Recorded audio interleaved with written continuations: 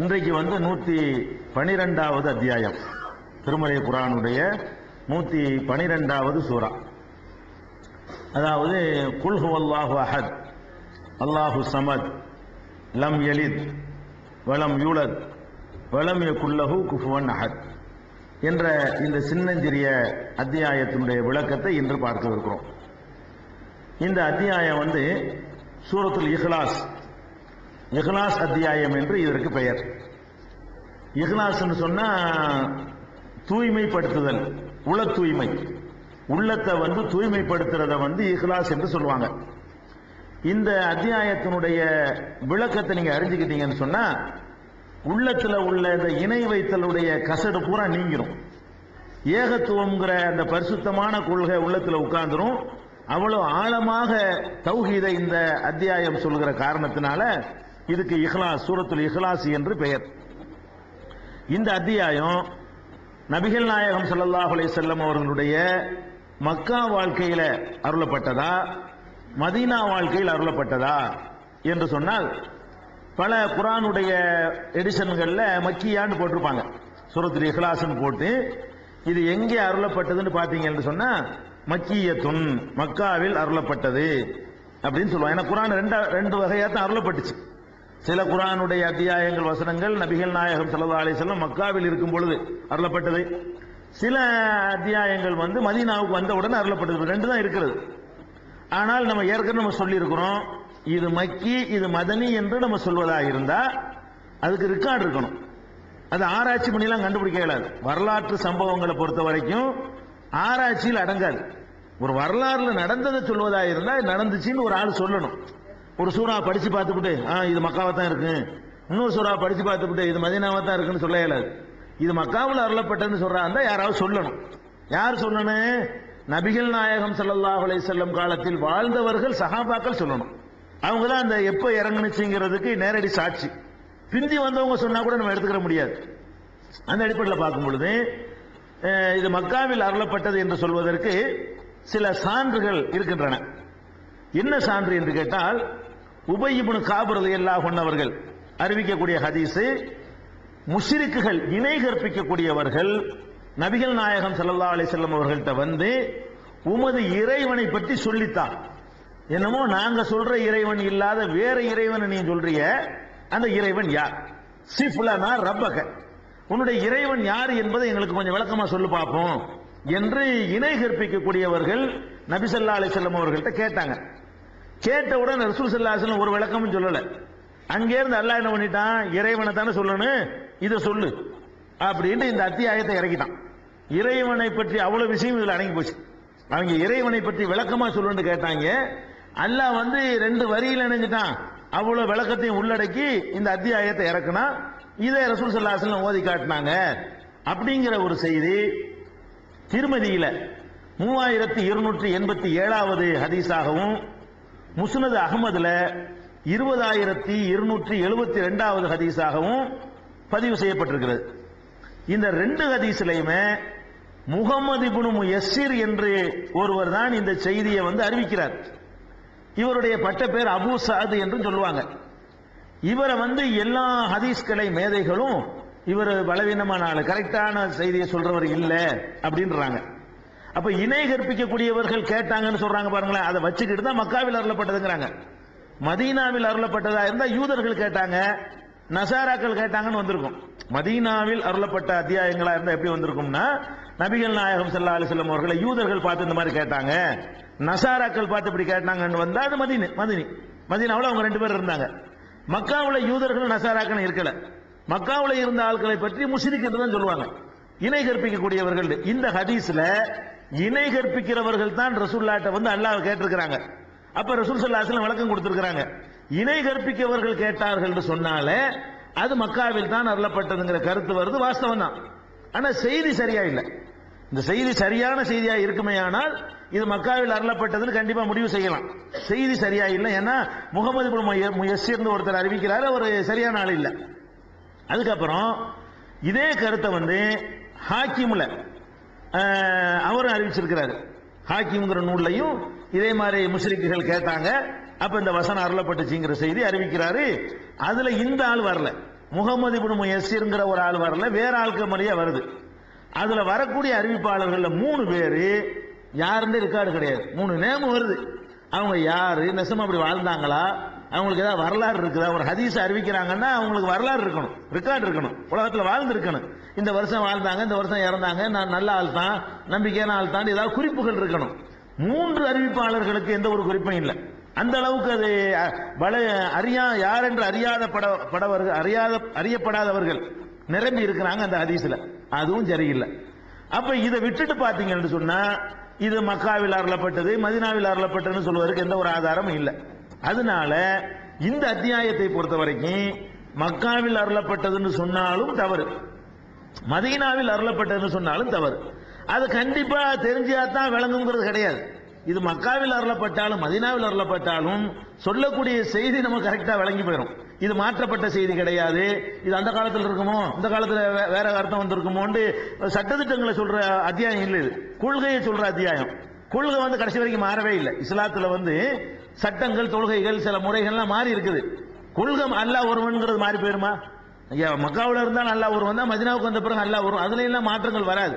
அப்ப இது கொள்கை பிரகடனமா இருக்கிறதுனால இது மக்கி மதனி, இது மக்காவில் உள்ளது மதீனாவில் உள்ளது தீர்மானிக்கிறதுனால ஒரு பெரிய நாலேஜ் ஒன்று கிடைக்க போறதும் இல்லை. அதை முடிவு பண்ணதுனால கேள்விதான் கேட்பான்ல, இது மக்காவில் அருளப்பட்டு எதை வச்சு சொன்னேன், ஆதாரம் இல்லாம ஏப்பா தேவையில்லாம சொன்னு ஒரு கொஸ்டின் தான் சந்திக்க வேண்டி வரும். அதனால சூரத்துல் இக்லாஸை பொறுத்த வரைக்கும் சில குர்ஆன் பரிதிகள்ல இது மக்காவில் அருளப்பட்டது என்று எழுதி இருந்தாலும் அப்படி சஹாபாக்கள் யாரும் ப்ரூவ் பண்ணது ரெக்கார்டு கிடையாது.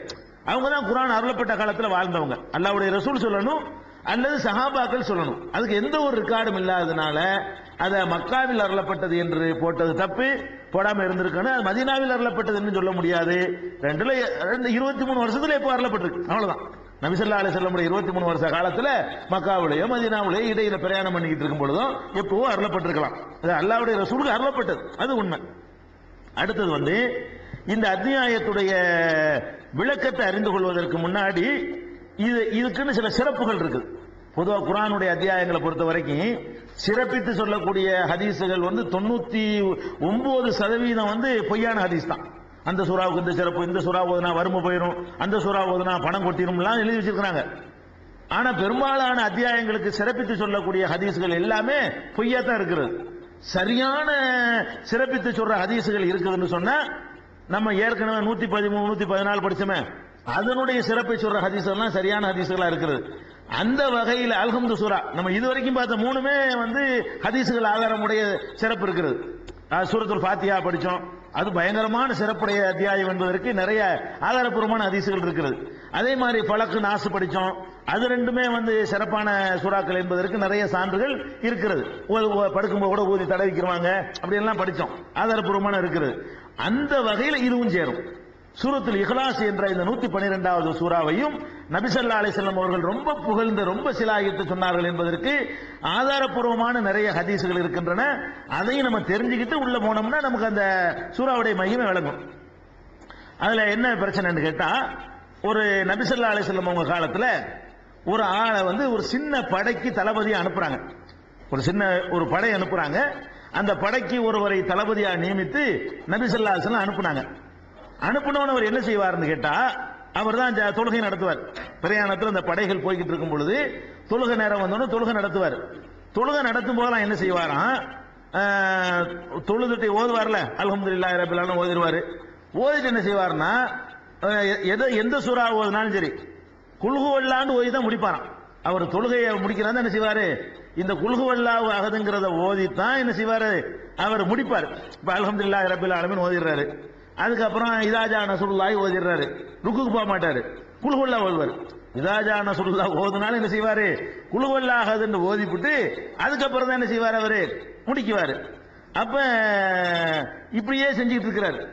அந்த பிரயாணம் பூரா இப்படியே செய்யறாரு. சரி, அவர் ரசூல்லா தலைவரா, ரசூல்லா நியமிச்சிருக்குமா, நம்ம எப்படி அதை மறுக்கிறதுன்னு சொல்லிட்டு சஹாபாக்கள் அப்படி கட்டுப்பட்டு போயிட்டாங்க. பிரயாணம் பண்ணி திரும்பி வந்த உடனே நபி ஸல்லல்லாஹு அலைஹி வஸல்லம் அவங்கள்ட்ட கம்ப்ளைண்ட் பண்றாங்க. ஒவ்வொரு ரக்காத்துலையும் இவர் அதை ஓதிக்கிட்டு இருக்கிறாரு, எந்த ரக்காத்து ஓதுனாலும் குல்ஹுவல்லா அஹதுன்னு ஓதி என்ன செய்யறாரு முடிக்கிறாரு, இப்படி செஞ்சுக்கிட்டு இருக்கிறாருன்னு சொல்லி புகார் பண்றாங்க. அப்ப நபி ஸல்லல்லாஹு அலைஹி வஸல்லம் என்ன செய்யறாங்கன்னு கேட்டா, அதுக்கு பதில் சொல்லாம அவர்கிட்டயே போய் ஏன் அப்படி செஞ்சாருன்னு கேளுங்க. ரசூலுல்லாஹி ஸல்லல்லாஹு சொல்றாங்க, யாரை பத்தி புகார் செஞ்சாங்களோ அவர்கிட்ட போய் ஐயஷையின் எசனவு தாலிக்க, இந்த மாதிரி அவர் செய்யறதுக்கு என்ன காரணம்னு அவர்கிட்ட போய் கேட்டுவாங்க அப்படிங்கிறாங்க. வந்து கேட்டாங்க எல்லாரும். ஏன்பா அங்க கேட்கல, பிரயாணத்துல போகும்போது கேட்க மறந்துட்டாங்க. ரசூல் ஸல்லல்லாஹு அலைஹி வஸல்லம் சொன்ன உடனே என்னத்துக்காக வேண்டி நீ ஒவ்வொரு ரக்காயத்திலையும் இதை ஓதுன, ஒரு சூறா ஓதிவிட்டு மறுபடியும் இருக்காது எதுக்கு ஓதுற அப்படின்னு கேட்டாங்க. அப்ப அவர் சொன்னாரு, அன்னஹா சிபத்துர் ரஹ்மான். அவர் பதில் சொல்றாரு, ரஹ்மானுடைய சிபத்து முழுசுகள் இருக்கிறது. அல்லாஹ்வுடைய ரஹ்மான் அல்லாஹ்வுடைய சிபத்துனா பண்புகள், அல்லாஹ்வுடைய பண்பு முழுசு இதுக்குள்ள அடங்கி இருக்கிறது. அதனால வான உஹிப்பு அக்ராபிஹா, அதை ஓத நான் விரும்புகிறேன். அல்லாஹ் பத்தின எல்லா தன்மைகளும் அதில் அடங்கி இருக்கிறதுனால எனக்கு அது பிடிச்சிருக்குது, அதுக்கு தான் நான் ஓதுறேன் அப்படின்னு காரணத்தோட சொல்றாரு. இதை வந்து ரசூல் ஸல்லல்லாஹு அலைஹி வஸல்லம் வந்து சொல்றாங்க சஹாபாக்கள், இப்படி சொல்றாரு, ரஹ்மானுடைய சிபத்துலாம் அதுல இருக்குதான், அதுக்கு தான் அவர் ஓதுறாராம், அது அவருக்கு பிடிச்சிருக்குதான் அப்படின்ன உடனே ரசூல் ஸல்லல்லாஹு அலைஹி சொன்னாங்க, அப்படின்னா நான் சொல்ற செய்தியை போய் அவர்கிட்ட நீங்க சொல்லுங்க, நீங்க போய் கேட்டீங்கல்ல அவர்கிட்ட போய் சொல்லுங்க, அவரை அல்லாஹ்வுக்கு பிடிச்சிருக்குன்னு போய் சொல்லுங்க. ரசூல் ஸல்லல்லாஹு அலைஹி சொல்றாங்க, அக்பிரூஹு அன்னல்லாஹு யுஹிப்புஹு, அல்லாஹ் அவரை விரும்புறான் என்பதை அவருக்கு தெரிவிச்சிருங்க. இந்த அத்தியாயத்தை ஒருத்தர் விரும்பினாரையானால் அவரை அல்லாஹ் விரும்புகிறான், விளங்கி விரும்பினார். இவர் வந்து சும்மா விரும்பல, விளங்கி விரும்புறாருங்கிறத ரசூலுல்லாஹ் ப்ரூவ் பண்றாங்க. ஏன் ஓதான்னு கேட்க சொல்றாங்க, கேட்கிறாங்க.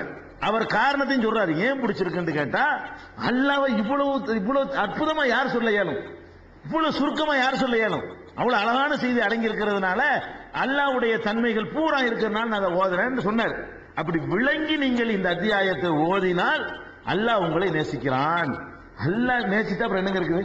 ஒரு மனிதனை வந்து அல்லாஹ் நேசிச்சுட்டாண்டா அப்புறம் என்ன வேணுங்கிறேன், இன்னது கிடைக்கும், அதெல்லாம் விட இது பெரிய விஷயம் இல்லையா? அல்லாஹ்வுக்கு அவரை பிடிச்சு போச்சுன்னா முடிஞ்சு போச்சு கதை, அவர் நினைச்சதெல்லாம் கிடைக்கும். இது புகாரியில 7375வது ஹதீஸில் நீங்கள் பார்க்கலாம். 7375. அதே மாதிரி வந்து அபூ ஹுரைரா ரலியல்லாஹு அன்ஹு அவர்கள் அவங்க அறிவிக்கிற ஒரு செய்தி இருக்கு பாருங்க. ஒரு மனிதர் இரவுல போய்கிட்டு இருக்கிறார், வீதியில போய்கிட்டு இருக்கும்போது ஒரு வீட்டில இருந்து குர்ஆன் ஒரு சத்தம் கேட்குது ராத்திரில. என்னடான்னு உன்னிப்பா கவனிக்கிறாரு. குல் ஹுவல்லாஹு அஹத் அந்த வீட்டுல இருந்து சத்தம் வருது. நிக்கிறாரு கொஞ்ச நேரம்.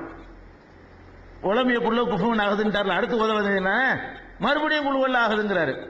குழுவல்ல ஆகுதுன்றவுன அடுத்து உதவது என்ன, மறுபடியும் குழுவல்ல ஆகுதுங்கிறாரு. குழுவல்ல ஆகுதுன்றவுன வாசல்ல நின்று ஒரு உன்னிப்பா காது கொடுத்து கேட்கிறாரு. அந்த மனுஷன் என்ன பண்றாருன்னா குழுவல்லா சூரா ஓதிவிட்டு மறுபடியும் குழுவல்ல ஆகுதுங்கிறாரு. அதை ஓதி முடிக்கிறாரு, மறுபடியும் அதே ஓதுறாரு. இவர் நின்று பார்த்தா அதே தான் ஓதுறாரு, எந்த சூறா ஓத மாட்டேங்கிறாரு. குர்ஆன் ஓதுறேன்னு வச்சுக்கிட்டு குழுவல்ல ஆகுது அல்லாஹ் சமது லம் யலித் வலம் யூலத் அப்படி சொல்லிக்கிட்டே இருக்கிறாரு. இதையே தான் ஓதிக்கிட்டு இருக்கிறார். அப்ப இவர் பார்த்துக்கிட்டே இருந்துட்டு, இந்த மனுஷன் எவ்வளவு சூறாக்கள் இருக்கு அதெல்லாம் விட்டுவிட்டு ஒரே இதையே சின்னதா இருக்குன்னு லேசா இருக்குன்னு ஓதிட்டு இருக்கிறாரு. இவரை பத்தி ரசூலுல்லாஹ்ட்ட புகார் செய்யணும்னு சொல்லி காலையில எந்திரிச்சவன வந்து என்ன செய்யறாரு, ரசூல் ஸல்லல்லாஹு அலைஹி வஸல்லம் கம்ப்ளைண்ட் பண்றாரு. அப்ப ரசூல் ஸல்லல்லாஹு அலைஹி சொல்றாங்க, வஜபத்ங்கிறாங்க, உறுதியாயிடுச்சுன்றாங்க. அதாவது இந்த மாதிரி ஓதிக்கிட்டு இருக்கிறாருன்னு ரசூல் ஸல்லல்லாஹு அலைஹி வஸல்லம் செய்றாங்க, கன்ஃபார்ம் ஆயிடுச்சு, வஜபத்னா கன்ஃபார்ம் ஆயிடுச்சுங்கிறாங்க, உறுதியாகி விட்டதுங்கிறாங்க. அப்ப அபூ ஹுரைரா சொல்றாங்க, அல்லாஹ்வுடைய தூதரே என்ன கன்ஃபார்ம் ஆயிடுச்சு, அவர் சூரத்துல் இக்லாஸ் ஓதிட்டு இருக்காருன்னு சொல்றாங்க, நீங்க என்னமோ கன்ஃபார்ம் ஆயிடுச்சுங்கிறீங்க, என்ன கன்ஃபார்ம் ஆகி போச்சு அப்படின்றது அபூ ஹுரைரா கேட்கிறாரு. அப்ப ரசூல் ஸல்லல்லாஹு அலைஹி சொல்றாங்க, அல் ஜன்னா, சொர்க்கம் கன்ஃபார்ம் ஆயிடுச்சு. இதே ஓதிட்டு இருந்தார்ல அவருக்கு சொர்க்கம் கன்ஃபார்ம் ஆகி போச்சு. ராத்திரி பூரா பெரிய பெரிய சூறாக்கள்லாம் ஓதாம அவருக்கு இந்த கிடைச்ச நேரம் பூரா குல்ஹுவல்லா ஆகுதுன்னு அந்த முழு சூறாவும் ஓதிட்டு இருக்கிறாரு. இதை கேட்டவன் ரசூல் ஸல்லல்லாஹு அலைஹி வஸல்லம், ஏன்டா வேற சூறாக்களை சேர்த்து ஓத வேண்டிய, அதை மட்டும் ஓதுற அப்படின்னு கண்டிப்பாங்க நினைச்சவர் கம்ப்ளைண்ட் பண்றாரு. ரசூல்லா கொஞ்சம் டோஸ் கொடுப்பாங்க, அவர் கண்டிப்பாங்க நினைச்சவர் ஒரு புகார் பண்றாரு. ரசூல் ஸல்லல்லாஹு அலைஹி பண்றாங்க, கன்ஃபார்ம் சொர்க்கம் கன்ஃபார்ம்ங்கறாங்க. இது வந்து நசைங்கிற நூல்ல 984வது ஹதீஸ்ல இடம் பெற்றிருக்கிறது. நபி ஸல்லல்லாஹு அலைஹி வஸல்லம் அவர்கள்ட்ட ஒரு மனுஷர் வர்றார். ஒரு மனிதர் வந்து என்ன செய்யறாருன்னு கேட்டா, இன்னி உஹிப்பு ஹாதிஹி சூரத், அல்லாஹ்வுடைய தூதரே குர்ஆன்ல எவ்வளவு வசனங்கள் அல்லாஹ் அருளி இருக்கிறான், எனக்கு இந்த சூரா ரொம்ப பிடிச்சிருக்குது, எனக்கு அல்லாஹ் அருளின அத்தியாயங்கள்லயே எனக்கு ரொம்ப பிடிச்சது எதுன்னு கேட்டா இந்த குல்ஹுவல்லா ஆகுதுங்கிறது உள்ளதுல ஜாஸ்தியா எனக்கு பிடிக்குது, நான் ரொம்ப விரும்புறேன். இன்னி உஹிப்பு ஹாதிஹி சூரத் குல்ஹுவல்லாஹு அஹத், குல்ஹுவல்லாஹு அஹத் என்ற இந்த அத்தியாயத்தை நான் விரும்புகிறேன் என்று அவர் சொல்றாரு. அப்ப ரசூல் ஸல்லல்லாஹு அலைஹி சொல்றாங்க, ஹுப்புக இய்யாஹா அத்கலகல் ஜன்னா, நீ அதை விரும்புற பாரு, அந்த விருப்பமே உன்னை சொர்க்கத்தில் சேர்த்து விடும். அந்த சூறாவை நீ விரும்பிட்டாலே போதும், அர்த்தத்தை விளங்கி இவ்வளவு அழகான அத்தியாயமான்னு அப்படி ஆசைப்பட்டேன்னு வை, அந்த அத்தியாயத்தை அர்த்தத்தை விளங்கி ஆசைப்பட்டீங்க என்று சொன்னா அதுவே உன்னை சொர்க்கத்தில் சேர்த்து விடும் என்று நபி ஸல்லல்லாஹு அலைஹி வஸல்லம் சொன்னதாக முஸ்னத் அஹ்மதுல 11982 12054 ஆகிய வசனங்கள்ல இடம்பெற்றிருக்கிறது. ஒரு நாள் நபி ஸல்லல்லாஹு அலைஹி வஸல்லம் அவர்கள் வந்து மக்கள்கிட்ட வர்றாங்க. வந்து என்ன செய்யறாங்கன்னு கேட்டா, நான் இப்ப குர்ஆன்ல 3 ஒரு பகுதி ஓதி காட்ட போறேன் உங்களுக்கு, எல்லாம் வாங்க 3 பங்கு வச்சு குர்ஆன அதுல ஒரு பங்கை இப்ப நான் உங்களுக்கு ஓதி காட்ட போறேன். 10 ஜுஸ் நினைச்சிட்டாங்க எல்லாரும். 3ல 1 10 30 ஜுஸ் இருக்குல்ல, ஒரு 10 ஜுஸ் அளவுக்கு ஓதி காட்டுவாங்க போல இருக்குது அப்படின்னு எல்லாம் காத்துக்கிட்டு இருக்கும் பொழுது ரசூல் ஸல்லல்லாஹு அலைஹி வஸல்லம் என்ன பண்றாங்க, குல் ஹுவல்லாஹு அஹத் இதை மட்டும் ஓதிட்டாங்க. அவ்வளவுதான். 3ல 1 ஓதுறேன்டாங்க, இதுதான் ஓதுறாங்க. ஓதிட்டு அவங்க வாட்டுக்கு போயிட்டாங்கன்னு சொல்லி முஸ்லிம்ல 1346வது ஹதீஸ்ல இடம்பெற்றிருக்கிறது. அதுக்கப்புறம் என்ன செய்யறாங்கன்னு கேட்டா, மறுபடி இன்னொரு தடவை என்ன செய்யறாங்கன்னா சஹாபாக்கள்ட்ட சொல்றாங்க, உங்கள ஒருத்தர் ஒரு இரவில் குர்ஆனை 3 பங்கு வச்சு ஒரு பங்கு ஓத இயலுமா கேட்கிறாங்க. ஒரு மனுஷனுக்கு ஒரு ராத்திரியில 10 ஜுஸ் ஓத உங்களுக்கு முடியுமா கேட்கிறாங்க. அல்லாஹ்வுக்கு எப்படி முடியும்? முடியும். ரசூல் ஸல்லல்லாஹு முடியும். குல் ஹுவல்லாஹ் ஓத முடியும். நீ 3ல 10 ஜுஸ் ஓதிட்ட, குல் ஹுவல்லாஹ் ஓதிட்டேன்னு சொன்னா அவ கைஃப யக்ரா அது எப்படி ஓத முடியும் சொல்றதுல குர்ஆன் கேட்கறாங்க. ரசூல் ஸல்லல்லாஹு சொல்றாங்க, குல் ஹுவல்லாஹு அஹத் தஅதிலு சுல்ஸல் குர்ஆன். குல் ஹுவல்லாஹு அஹத் என்பது குர்ஆன்ல 1/3க்கு நிகரானது, 3ல் ஒரு பங்குக்கு நிகரானது என்று நபி ஸல்லல்லாஹு அலைஹி வஸல்லம் அவர்கள் சொன்னதாக முஸ்லிம்ல 1344வது ஹதீஸ்ல இடம்பெற்றிருக்கிறது. அதே மாதிரி இந்த இன்னொரு சம்பவம் புகாரில் வரக்கூடிய ஹதீஸ் 5014 6643 7374 இதுல எல்லாம் என்ன இருக்குன்னு கேட்டா, அபூ சயீத் அல் குத்ரி அறிவிக்கிறாங்க போது அபூ ஹுரைரா அறிவிச்சாங்க, இது அபூ சயீத் அல் குத்ரி அறிவிக்கிறாங்க. ஒரு மனிதர் குல் ஹுவல்லாஹு சூராவை திரும்ப திரும்ப ஓதிக்கொண்டிருப்பதை என்ன செஞ்சாங்க, இன்னொரு மனிதர் கேள்விப்பட்டார். ரசூல் ஸல்லல்லாஹு அலைஹி வஸல்லம் அவர்கிட்ட வந்து அவர் ரொம்ப கம்மியா ஓதுறாரு, அதிகமா ஓத மாட்டேங்கிறாருன்னு கம்ப்ளைண்ட் பண்றாரு. அப்ப நபி ஸல்லல்லாஹு அலைஹி சொல்றாங்க, ஃபகால ரசூலுல்லாஹி ஸல்லல்லாஹு அலைஹி வஸல்லம் வல்லதி நஃப்ஸி பியதிஹி, என்னுடைய உயிர் யாருடைய கைவசத்தில் இருக்கிறதோ அவன் மீது ஆணையாக, அப்படித்தான் சொல்லுவாங்க. அல்லாஹ் சொல்லுவாங்க, ரசூலுல்லாஹ் சொல்லுவாங்க. அல்லாஹ்வின் மீது ஆணையாக சொல்ற இடங்கள்ல அதிகமா அவங்க யூஸ் பண்ற வார்த்தை என்னன்னு கேட்டா, என் உயிர் எவன் கையில் இருக்கிறதோ அவன் மீது ஆணையாக அப்படின்னு சொல்லுவாங்க. அல்லாஹ் மேல சத்தியம் பண்றாங்க. சத்தியம் பண்ணிட்டு சொல்றாங்க, இன்னஹால தஅதிலு சுல்ஸல் குர்ஆன், இந்த இஹ்லாஸ் சூரா குல் ஹுவல்லாஹு சூரா என்பது குர்ஆன்ல 3ல் 1க்கு நிகரானது, 3ல ஒரு பங்குக்கு அளவுக்கு அது நிகரா இருக்குது அப்படின்னு சொன்னாங்க. இது புகாரில் இருக்கிறத பார்க்கிறோம். அதே மாதிரி ஹாக்கிம்ல வரக்கூடிய ஹதீஸ்ல என்ன இருக்குன்னு கேட்டா, நபி ஸல்லல்லாஹு அலைஹி வஸல்லம் அவர்கள் குர்ஆன்ல 1/3 ஓதுறேன்னு சொல்லிட்டாங்க, 3ல 1 ஓதி காட்ட போறேன்னு வந்தாங்க. குல் ஹுவல்லாஹு ஓதிட்டு உள்ளக்க போயிட்டாங்க. சஹாபாக்கள்லாம் காத்துக்கிட்டே இருக்கிறாங்க. என்ன காத்துட்டு இருக்காங்கன்னா, ஏதோ 3ல 1 ஓதுறதுக்குன்னு வந்தாங்க, அது ஒன்றும் பாக்கி இருக்கிறது வேலை இருக்குன்னு உள்ள போயிருக்காங்க, வருவாங்க. ரசூல் ஸல்லல்லாஹு அலைஹி வஸல்லம் முடிச்சிட்டு உள்ள போயிட்டாங்க. குர்ஆன்ல 3ல் ஒரு பங்கு ஓதி காட்ட போறேங்கிறாங்க. சஹாபாக்கள் என்ன பண்றாங்க, இன்னைக்கு சுபஹாயிரம் போல இருக்குது, அவ்வளவு ஓத போறாங்கன்னு சொல்லி எல்லாம் வந்துட்டாங்க. ரசூல் ஸல்லல்லாஹு அலைஹி வஸல்லம் வந்தாங்க, குல் ஹுவல்லாஹு உள்ள போயிட்டாங்க. இவங்க என்ன நினைச்சுக்கிட்டாங்கன்னா, இது எப்படி 3ல 1 ஆகும், 2 வரி ஓதி 3ல 1 ஆகுமா, இவ்வளவு பெரிய குர்ஆனுக்கு இது பத்தாது, அப்ப இன்னும் இருக்குது, வருவாங்க. காத்துக்கிட்டே இருக்கிறாங்க. காத்துக்கிட்டு இருக்கிறா தெரிஞ்சு போயிருவேன், அது அப்பதான் சத்தங்கள் வருது. அவங்க நினைச்சிட்டு இருக்காங்க இது வேலையா போயிருப்பாங்க போல இருக்கு, மறுபடி மீதியை ஓதுவாங்கன்னு சொல்லிட்டு இருக்காங்க. அப்ப ரசூல் ஸல்லல்லாஹு திரும்பி சொல்றாங்க, நான் 1/3 ஓதிச்சேனே உங்களுக்கு, ஏற்கனவே நான் ஓதிச்சேனப்ப 1/3, 3ல 1 ஓதிச்சேனே, குல் ஹுவல்லாஹு சூரா தான் 1/3ங்கிறது, தனியாவெல்லாம் ஒண்ணு கிடையாது, அவ்வளவுதான் முடிஞ்சு போயிட்டு வாங்கன்னு சொல்லி மறுபடியும் அனுப்பி வச்சாங்கிறத அதை பார்க்கிறோம். அதனால குல் ஹுவல்லாஹு சூரா என்பதை ரசூல் ஸல்லல்லாஹு அலைஹி வஸல்லம் இவ்வளவு சொர்க்கத்தில் சேர்க்கும்ங்கறாங்க, அல்லாஹ் உன்னை நேசிக்கிறான்னு சொல்றாங்க, அது குர்ஆன்ல 3ல் ஒரு பங்குக்கு நிகரானு சொல்றாங்க, அதான அப்படி ஓதி காட்டுறாங்க. அவங்க அடுத்தவங்களை இது மாதிரி ஓத சொல்லி மக்கள் எல்லாம் கூட்டி வச்சுக்கிட்டு ஒரு தடவை சொல்றாங்க. இவ்வளவு சிறப்பு அந்த அத்தியாயத்துக்கு இருக்கிறது. இந்த இந்த இதை வச்சு நம்ம ஏற்கனவே சொல்லியிருக்கிறோம். ரசூல் ஸல்லல்லாஹு அலைஹி வஸல்லம் அவங்க படுக்கைக்கு போகும்பொழுது 3 சூறாக்களை ஓதுவாங்க. குல் ஹுவல்லாஹு அஹத்ங்கிற சூரா ஓதுவாங்க, ஃபலக் குல் அஊது பிறகு 113 அதை ஓதுவாங்க, 114 நாஸ் குல் ரப்பின் நாஸ் அதை ஓதுவாங்க. ஓதி கையில ஊதி முகத்துல முன்பக்கத்துல பின்பக்கத்துல மேனி எங்கும் தடவி கொள்வார்கள், தலை உள்பட தடவி கொள்வார்கள் படிச்சோம் இல்லையா, அதுல அந்த 2 சூறாவையும் இப்படி தடவி கொள்வார்கள் நிறைய அறிவிப்பு இருக்கிறது. அந்த 2ஓட இந்த குல் ஹுவல்லாஹு சூறாவையும் ரசூல் ஸல்லல்லாஹு அலைஹி வஸல்லம் ஓதுவாங்க, அதையும் ஓதி ஊதி தடவிக் கொள்வார்கள் என்ற ஹதீஸ் வந்து புகாரில ஒரு இடத்துல 5018வது ஹதீஸில் நீங்கள் பார்க்கலாம். 5018 என்ன இருக்குன்னு கேட்டா, ரசூல் ஸல்லல்லாஹு அலைஹி வஸல்லம் அவர்கள் படுக்கைக்கு செல்லும் பொழுது இரு கையையும் விரித்து வைத்துக் கொண்டு அதுல வந்து இந்த 3 சூறாவையும் ஓதுவார்கள். குல் ஹுவல்லாஹு அஹத் ஓதுவார்கள், குல் அஊது பில் ஃபலக் ஓதுவார்கள், ரப்பின் நாஸ் ஓதுவார்கள். அதை ஊதி முகத்துல, தலையில, முன்பக்கத்துல எல்லா பக்கமும் என்ன செய்வாங்க, என்ற அளவுக்கு 3 முறை தடவிக் கொள்வார்கள்ங்கிற ஹதீஸை பார்க்கிறோம். அப்ப இது வந்து இதுக்கு 3க்கு சேர்த்து முஅவ்விதாத்துன்னு பேரு, பாதுகாப்பு தேடுகிற கவசங்கள். இந்த சூறாவும் 113வது சூறாவும் 114வது சூறாவும் 115வது சூறாவும் 3க்கு சேர்த்து ரசூல் ஸல்லல்லாஹு அலைஹி வஸல்லம் வந்து முஅவ்விதாத்துங்கிற வார்த்தையை யூஸ் பண்ணி இருக்காங்க. முஅவ்விதாத்துன்னா பாதுகாப்பு கவசம். இந்த 3 அந்த மாதிரி ஒரு சிறப்பு மிக்க ஒரு அத்தியாயமாக இந்த அத்தியாயமும் திகழ்கிறது. அது ஒரு சிறப்பு.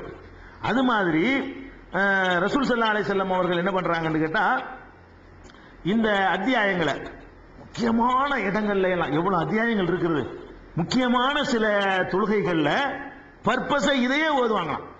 இதையே பர்பஸா வந்து எவ்வளவு இன்னைக்கு எதை ஓதுவோம், நாளைக்கு அதை ஓதுவோம் அப்படின்னு இல்லாம ரசூல் ஸல்லல்லாஹு அலைஹி வஸல்லம் உதாரணமா சுபுஹுடைய சுன்னத் 2 ரக்காத் இருக்கு. சுபுஹ் தொழுகை பரல கொஞ்சம் பெருசா ஓதுவோம், பரல அது ஒரு விஷயம். ஃபஜ்ருடைய சுன்னத் இருக்கு பாருங்க, இந்த ஃபஜ்ருடைய சுன்னத் தொழும் பொழுதெல்லாம் ரசூல் ஸல்லல்லாஹு அலைஹி வஸல்லம் அவர்கள் வந்து அதுல குல் யா அய்யுஹல் காஃபிரூன் ஓதுவார்கள், 2வது ரக்காத்துல குல் ஹுவல்லாஹு ஓதுவார்கள். இது சுபுடைய சுன்னத்துல வழக்கமாவே செய்வாங்க. ரசூல் ஸல்லல்லாஹு அலைஹி வஸல்லம் அவங்க வந்து முஸ்லிம்ல 1195வது ஹதீஸ்.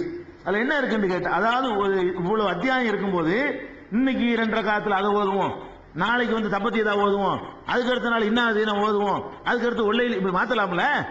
வேணும்னே என்ன செய்யறாங்கன்னா சுபுடைய முன் சுன்னத்துல வந்து தேர்ந்தெடுத்து டெய்லி ஓதிருக்காங்கன்னு அர்த்தம். டெய்லி ஓதப்பட்ட 2 தொழுகையில் ஓதப்பட்ட 2 அத்தியாயங்கள் கிடைக்குதுன்னு சொன்னா இது கிடைக்குது. சுபுடைய தினசரி இது ரசூலுல்லாஹ் வாயிலிருந்து வந்திருக்குன்னு அர்த்தம். அல்ஹம்து சூரா தினசரி பல முறை வரும். அதுக்கு அடுத்தபடியா நீங்க எடுத்து பாத்தீங்கன்னு சொன்னா தினமும் ஒரு தடவையாவது இந்த சூறாவை என்ன செய்யறாங்க, தொழுகையில் அவங்க ஓதுறாங்க என்ற செய்தியை வந்து முஸ்லிம்ல 1195வது ஹதீஸ்ல நம்ம பார்க்கிறோம். அப்படி ஓதிருக்கிறாங்க. அதே மாதிரி வந்து மகரிபுக்கு பிந்தி 2 ரக்காத் சுன்னத் இருக்கு பாருங்க. சுபுக்கு முந்தி 2 ரக்காத் சுன்னத் இருக்கிற மாதிரி மகரிபுக்கு பிந்தி 2 ரக்காத் சுன்னத் இருக்கிறது. இந்த மகரிபுக்கு பிந்தின சுன்னத் தொழுவும் போல ரசூல் ஸல்லல்லாஹு அலைஹி வஸல்லம் வந்து குல் யா அய்யுஹல் காஃபிரூன் குல் ஹுவல்லாஹு ஓதுவாங்களாம். அப்போ ஒரு நாளைக்கு 2 டைம் ஆச்சு பாருங்க. அதாவது டெய்லி ஓதிருக்கிறாங்க. இந்த தொழுகை, இந்த சூறாவை வந்து பரலான தொழுகையில வேற வேற ஓதி மக்களுக்கு மனப்பாடம் பண்றதுக்காக செய்வாங்க. சுன்னத்தான தொழுகைகளை பொறுத்த வரைக்கும் ஃபஜ்ருடைய முன் சுன்னத்துல வந்து இதைத்தான் ஓதுவாங்க. முதல்ல குல் யா அய்யுஹல் காஃபிரூன் ஓதுவாங்க, அடுத்த ரக்காத்துல குல் ஹுவல்லாஹு அஹத்ங்கிறத ஓதுவாங்க. முஸ்லிம்ல 1195. இது மகரிபுடைய சுன்னத்துல ஓதுவாங்க என்பது வந்து நசையில 982வது ஹதீஸ்ல அந்த செய்தியை நீங்க பார்க்கலாம். அதே மாதிரி வந்து தவாப் ஹஜ்ஜுக்கு போனாங்க இல்லையா, ஹஜ்ஜுக்கு போய் தவாப் செய்யறோம். தவாப் செஞ்சுட்டு 2 ரக்காத் தொழுவணும். ஹஜ்ஜுக்கு போனவங்களுக்கு தவாப் முடிஞ்ச உடனே என்ன செய்யணும், 2 ரக்காத் தொழுவணும். அது ஹஜ்ஜுடைய கிரியையில சேர்ந்து போயிடும். அந்த தொழுகை எவ்வளவு முக்கியமான தொழுகை. ஹரம் ஷரீஃப்ல மகாம இப்ராஹிம்ல போய் அங்க போய் 2 ரக்காத் தொழுகிறாங்க. எவ்வளவு முக்கியமான தொழுகை. அதுல ரசூலுல்லாஹ் எதை தேர்ந்தெடுத்து வராங்க. அந்த ஹஜ் ஒரு தடவை ஹஜ் செஞ்சிருக்காங்க. அந்த ஒரு தடவை ஹஜ் செய்யும் பொழுது கூட என்ன செய்யறாங்கன்னு கேட்டா, முஸ்லீம்ல இந்த ஜாபிருடைய ஹதீஸ் பெரிய ஹதீஸ் வாங்கல்ல, ஹதீஸுகள்லயே பெரிய ஹதீஸ் எதுன்னு கேட்டா ஜாபிர் அறிவிக்கிற ஹஜ் பற்றின ஹதீஸ் தான். அது அப்படியே உங்களுக்கு ஏகத்துவத்தோட இந்த மாசம் பத்திரிகையில பார்த்திருப்பீங்க. அவருடைய ஒரு ஹதீஸ் பெரிய ஹதீஸ், அவர் அதிகமான பேஜ்கள் இடம்பெறக்கூடிய ஒரு ஹதீஸ் இருக்குன்னு சொன்னா ஜாபிர் அறிவிக்கக்கூடிய முஸ்லிமில் இடம்பெற்றிருக்கக்கூடிய ஹதீஸ். அது தவீல்னு சொல்லுவாங்க. ஹதீஸ் தவீல்மாங்க. பெரிய ஹதீஸ்னா அதுக்கு பேரு. பெரிய ஹதீஸ்னா அது ஒண்ணுதான். அவ்வளவு பெரிய ஹதீஸ் அது. அந்த ஹதீஸ்ல வரும், நீங்க ஏகத்துவம் வச்சிருந்தா கூட பாத்துக்கலாம். அதுல வரும் ரசூல் ஸல்லல்லாஹு அலைஹி வஸல்லம் காபத்துல்லாஹ்வுக்கு வந்த உடனே அந்த மூளையை முத்தமிட்டு விட்டு வந்து 3 தடவை வந்து குலுங்கி ஓடி 4 தடவை நடந்து அதை சுத்தி விட்டு சும்மா நபத இலா மகாம் இப்ராஹிம், மகாம இப்ராஹிம் இடத்துக்கு சென்று அதுல ஓதி அதை சென்றவன செய்யறாங்க. ஒத்தஹிது மின் மகாம இப்ராஹிம் முஸல்லான்னு குர்ஆன்ல ஒரு வசனம் இருக்குது. மகாம இப்ராஹிம்ல தொழுவுங்க அந்த வசனத்தையும் ஓதி காட்டி விட்டு ஃபஜஅலல் மகாம பைனஹு பைனல் பைத், மகாம இப்ராஹிம தனக்கு முன்னாடியும் அந்த காபாவுக்கு முன்னாடியும் வச்சு நடுவுல நிப்பாட்டி வைத்துக் கொண்டு ரசூல் ஸல்லல்லாஹு அலைஹி வஸல்லம் தொழுதாங்களாம். அந்த தொழுகையில கான யக்ரூ ஃபி ரகாத்தைனி குல் ஹுவல்லாஹு அஹத் வ குல் யா அய்யுஹல் காஃபிரூன்.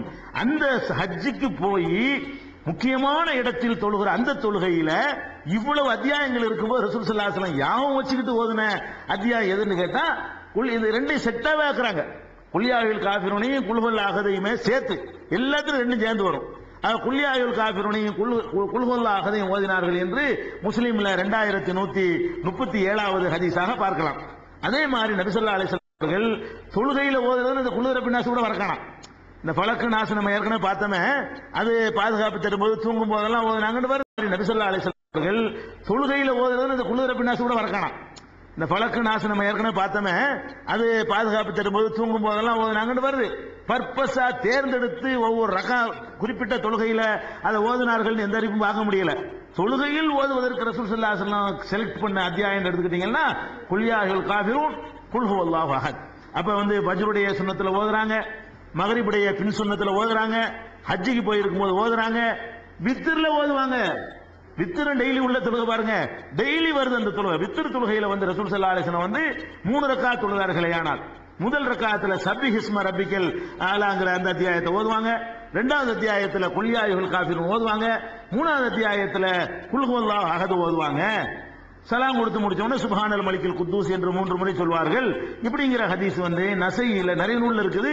உதாரணத்துக்கு எடுத்துட்டா நசையில 1710ல இருந்து 1721 வரைக்கும் திருப்பி திருப்பி வரும் வெவ்வேறு அறிவிப்பாளர்களை போட்டு 1710, 1711, 1712, 1713, 1714, 1715, 1716, 1717, 1718, 1719, 1720, 1721 இவ்வளவு இடத்துல வரிசையா 12 இடத்துல கண்டினியூவா இந்த சம்பவம் பதிவு செய்யப்படுது. வித்ர் தொழுகையில ரசூல் ஸல்லல்லாஹு அலைஹி வஸல்லம் அவர்கள் முதல்ல சப்பிஹ் இஸ்ம ஓதுவார்கள், 2வது குல்யாயுல் காஃபிரூன் ஓதுவார்கள், அதுக்கப்புறம் குல் ரப்பின் நாஸ் ஓதுவார்கள் வருகிறது. அதே நசையில 1730ல இருந்து 1734 வரைக்கும் 5 ஹதீஸ் வரிசையா இதே மேட்ரு சேம் மேட்ரு இது வருகிறது. அப்ப அந்த மாதிரியும் ரசூல் ஸல்லல்லாஹு அலைஹி வஸல்லம் வித்ர்ல வேற ஓதி இருக்கிறாங்க. அதே மாதிரி இன்னொன்னு என்னன்னு கேட்டா, ஒவ்வொரு ரக்காத்துலயும் ஒருத்தர் ஓதுனார்ல, ஏற்கனவே சொன்னோம்ல, ஒரு ஆள் ஓதுவாரு, அல்ஹம்து ஓதுவாரு, அரைத்தல்லது ஓதிடுவாரு, அப்போ ஒரு குல்ஹுல்லா போட்டுக்குவாரு. அடுத்த ஒரு காத்துக்கு எந்திரிப்பாரு, அல்ஹம்து ஓதுவாரு, இதாஜா ஓதுவாரு, அதுக்கு ஒரு குல்ஹுல்லா முடிக்கிறதுக்கு ஒரு குல்ஹுல்லா இப்படியே செஞ்சுட்டு இருந்தாரு. அதே ரசூல் ஸல்லல்லாஹு அலைஹி வஸல்லம் பாராட்டி என்ன பண்ணாங்க, இது உன்னை சொர்க்கத்தை அல்லாஹ் உன்னை அவர் விரும்புகிறான் அப்படி சொல்ல சொன்னாங்க. அப்போ ஒவ்வொரு ரக்காத்திலையும் ஓதுவதற்கு ஏற்றது. அல்ஹம்து சூரா எப்படி ஒவ்வொரு ரக்காத்திலையும் ஓதுறோமோ அந்த மாதிரி ஒவ்வொரு ரக்காத்திலையும் வேற சூறாக்கள் ஓதினாலும் இதையும் சேர்த்து சேர்த்து ஓதிக்கொள்வது ரசூல் ஸல்லல்லாஹு அலைஹி வஸல்லம் பாராட்டி இருக்கிறார்கள் என்பதை இத அந்த ஹதீஸ்லயும் பார்க்கலாம். ஹாக்கிம்ல 1வது வால்யூம்ல 367வது ஹதீஸ்ல பார்க்கலாம். இப்னு ஹிப்பான்ல 3வது வால்யூம்ல 373வது பக்கத்துல இந்த ஹதீஸை பார்க்கலாம். இப்படி நிறைய சான்றுகள் குல் ஹுவல்லாஹு அஹத் என்ற அத்தியாயத்தின் சிறப்பை சொல்வதற்கு இருக்கிறது. நாம அந்த ஃபஜ்ருடைய சுன்னத்துகள்ல அதை வழக்கத்துக்கு கொண்டு வரணும். ரசூல் ஸல்லல்லாஹு அலைஹி வஸல்லம் தேர்ந்தெடுத்து ஒன்றை செய்திருக்கிறார்களே, ஆனால் நம்மளும் என்ன செய்யணும், ஃபஜ்ருடைய முன் சுன்னத்துகள்ல அதை பயன்படுத்தணும், மகரிபுக்கு பிறகு உள்ள சுன்னத்துல பயன்படுத்தணும், வித்ர் தொழுகையில சப்பிஹ் இஸ்ம ரப்பிக்கல் அலா மனப்பாடம் கொஞ்சம் பெரிய சூரா கொஞ்சம் மனப்பாடம் பண்ணிக்கிறேன்னு, அடுத்த குல்யாயுல் காஃபிரூன் குல் ஹுவல்லாஹு அஹத் இதை ஓதிக்கொள்ளணும். ஹஜ்ஜுக்கு போனா கூட யாவமா வச்சிருந்து ஹஜ்ஜுக்கு போறவங்க இருந்தீங்கன்னு சொன்னா ரசூல் ஸல்லல்லாஹு அலைஹி வஸல்லம் எந்த 2 சூறாவை தேர்ந்தெடுத்து அந்த தவாஃபுக்கு பிறகு தொழுதார்களோ அந்த ரக்காத்து ரொம்ப நேரம் தொழுகிறோம்னு நினைக்கிறோம், இது கொஞ்ச நேரம் தான் தேவைப்படும். கொஞ்சத்தை பார்க்கல ரசூல் ஸல்லல்லாஹு அலைஹி வஸல்லம், அந்த 2 சொல்லக்கூடிய மெசேஜை பார்க்கறாங்க. அந்த 2 சூறாவிலும் இருக்கிற மெசேஜை பார்த்தாங்களே தவிர 1/3 ஆயிடுச்சு, 10 ஜூஸ் ஆயிடுச்சு. உங்களுக்கு குல் ஹுவல்லாஹு அஹத் ஓதுனா தான் 10 ஜூஸ் ஓடியாந்துருதுல, அந்த தரஜா இருக்கிறதுனால அப்படி ஓதி இருக்கிறார்கள் என்பதை பார்க்கிறோம். இதெல்லாம் அந்த அத்தியாயத்துக்குரிய சிறப்புகள். அடுத்த விஷயத்துக்கு போயிடுவோம், சூறாவுக்கு போயிடும். அப்படி என்ன இந்த அத்தியாயத்தில் இருக்கிறது, இவ்வளவு 3ல 1 சொல்ற அளவுக்கு என்ன மேட்டர் இருக்குன்னு பார்த்தா, அந்த சூரா அல்லாஹ் பத்தி சொல்லுது. வேற ஒரு மசாயில் சட்டத்திட்டம் அதெல்லாம் சொல்லவே இல்லை, அல்லாஹ் பத்தி சொல்லுது. குல் நபியே நீங்கள் சொல்லுங்கள் சொல்லிட்டு ஹுவல்லாஹு அஹத், அல்லாஹ் ஒருவன் தான், அல்லாஹ் என்பவன் ஒருவன் தான் என்று சொல்வீராக. ஆரம்பம் அப்படி ஆரம்பிக்குது. இந்த சூராவுடைய முதல் வசனம் அல்லாஹ் என்பவன் ஒருவன் தான் என்று சொல்லுங்க. அல்லாஹு அஹத் என்று சொன்னால் அதுக்கு ஒரு அர்த்தம், ஹுவல்லாஹு அஹத்னு சொன்னா அதுக்கு அர்த்தம் வேற. அல்லாஹு அஹத் என்றால் அல்லாஹ் ஒருவன், அல்லாஹ் அல்லாஹ், அஹத்னா ஒருவன், அல்லாஹ் ஒருவன் தான் அதுக்கு அர்த்தம், நேரடி அர்த்தம். அல்லாஹ் என்ன செய்யறான்னா அப்படி சொல்லாம ஹுவன்னு ஒன்னு அடிஷனலா சேர்க்கிறான். குல் அல்லாஹு அஹத்னா போதும், குல்னு போட்டுட்டு சொல்லு அல்லாஹு அஹத், அல்லாஹ் ஒருத்தன்னா போதும். அல்லாஹ் என்ன செய்யறான்னு கேட்டா குல்னு சொல்லிவிட்டு ஹுவ அப்படின்னு ஒரு வார்த்தையை சேர்த்து அப்புறமே அல்லாஹு அஹத்ங்கிறான். இந்த ஹுவ என்பது எதுக்கு சேர்ப்பாங்கன்னு கேட்டா அல்லாஹ் ஒருவனுக்கு அர்த்தம் செய்யக்கூடாது. அல்லாஹ் என்பவன் ஒருவன் தான், அல்லாஹ் ஒருவன் என்பதற்கும் அல்லாஹ் என்பவன் ஒருவன் என்பதற்கும் கருத்துல பெரிய வித்தியாசம் இருக்குங்க.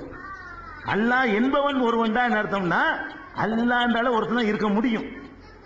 எனக்கு வாப்பா ஒருத்தர் அப்படின்னா இது ஒரு பெரிய விஷயம் இல்ல. வாப்பாண்டால ஒருத்தன் தான்ப்பா, வாப்பாண்டால ஒருத்தன் தான் இருக்க முடியும். ஒரு ஆள் இப்ப எனக்கு வாப்பா ஒருத்தருங்கிறாரு அப்படின்னா என்ன அர்த்தம் வரும்னா இவருக்கு ஒரு வாப்பா மத்த ஆளுக்கு ரெண்டு வாப்பா இருப்பாங்க. அப்பனா அத்தா, எனக்கு அத்தா ஒரு ஆளுங்க ஒருத்தன், உனக்கு அத்தா ஒரு ஆள், மத்த ஆளுங்க ரெண்டு ஆள் கேட்பான் இல்லையா? அப்படி சொல்றதை விட அத்தா என்றாலே ஒருத்தன் தான், வாப்பாண்டாலே ஒருத்தன் தான் இருப்பான், ஒரு ஆளுக்கு ரெண்டு இருக்க மாட்டான். அப்ப இந்த அப்படின்னு சொல்லக்கூடிய நேரத்தில் அதனுடைய அந்த தத்துவமும் அடங்கிறது. அந்த அந்த சொல்லுக்கே ஒண்ணுதான் இருக்கணும். அல்லாஹ் எப்படி வாப்பா தந்தை என்பவன் ஒண்ணுதான் இருக்கணுமோ அதே மாதிரி அல்லான்னு சொல்லிட்டாலே அது ரெண்டுங்கிறது இருக்கவே இயலாது.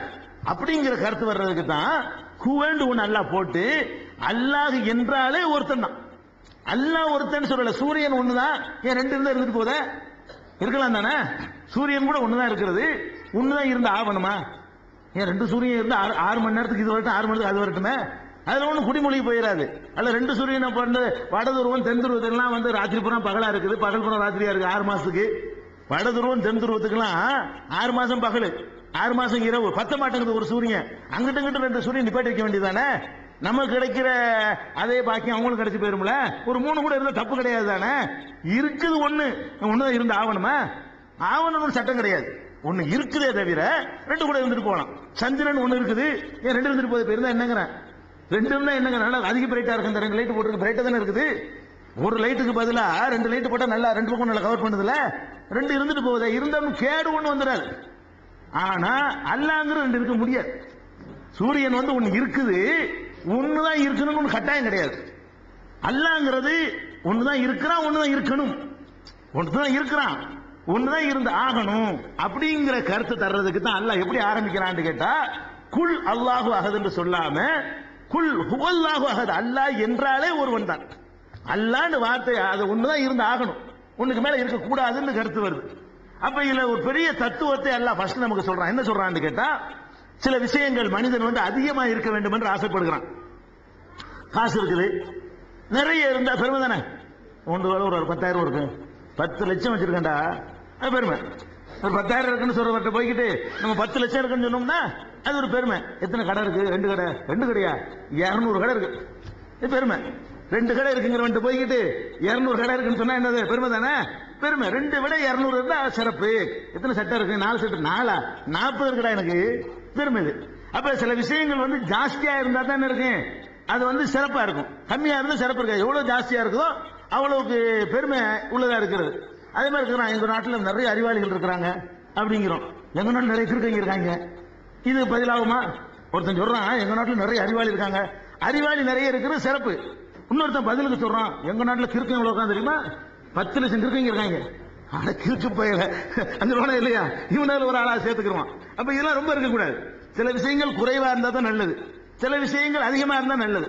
அதே மாதிரி சொல்றான் எங்க நாட்டில் 1000 விஞ்ஞானி இருக்கிறாங்க, எந்த நாட்டில் 1000 பிரதமர். 1000 பிரதமரா? அது எப்ப நாடா இருக்கு? காடா போயிருமாடா? ஒரு பிரதமர் இருந்தாலே உருப்பட மாட்டேங்குது, 2 இருந்தா உருப்படுமா? துணைன்னு ஒண்ணு இருந்தாலே உங்களுக்கு சைக்கிட்டு போக மாட்டேங்கிறாங்க, பிரதமர் 2 இருந்தா என்ன ஆகுறது? ஒருத்தன் சொல்றான் எங்க நாட்டில் 1000 விஞ்ஞானிகள், என்ன சொல்றான் பதிலுக்கு? 1000 பிரதமர் எங்க நாட்டில் இருக்க முடியாது. 1000 பிரதமர் இருந்தான்னா அது வந்து சரியா வராது.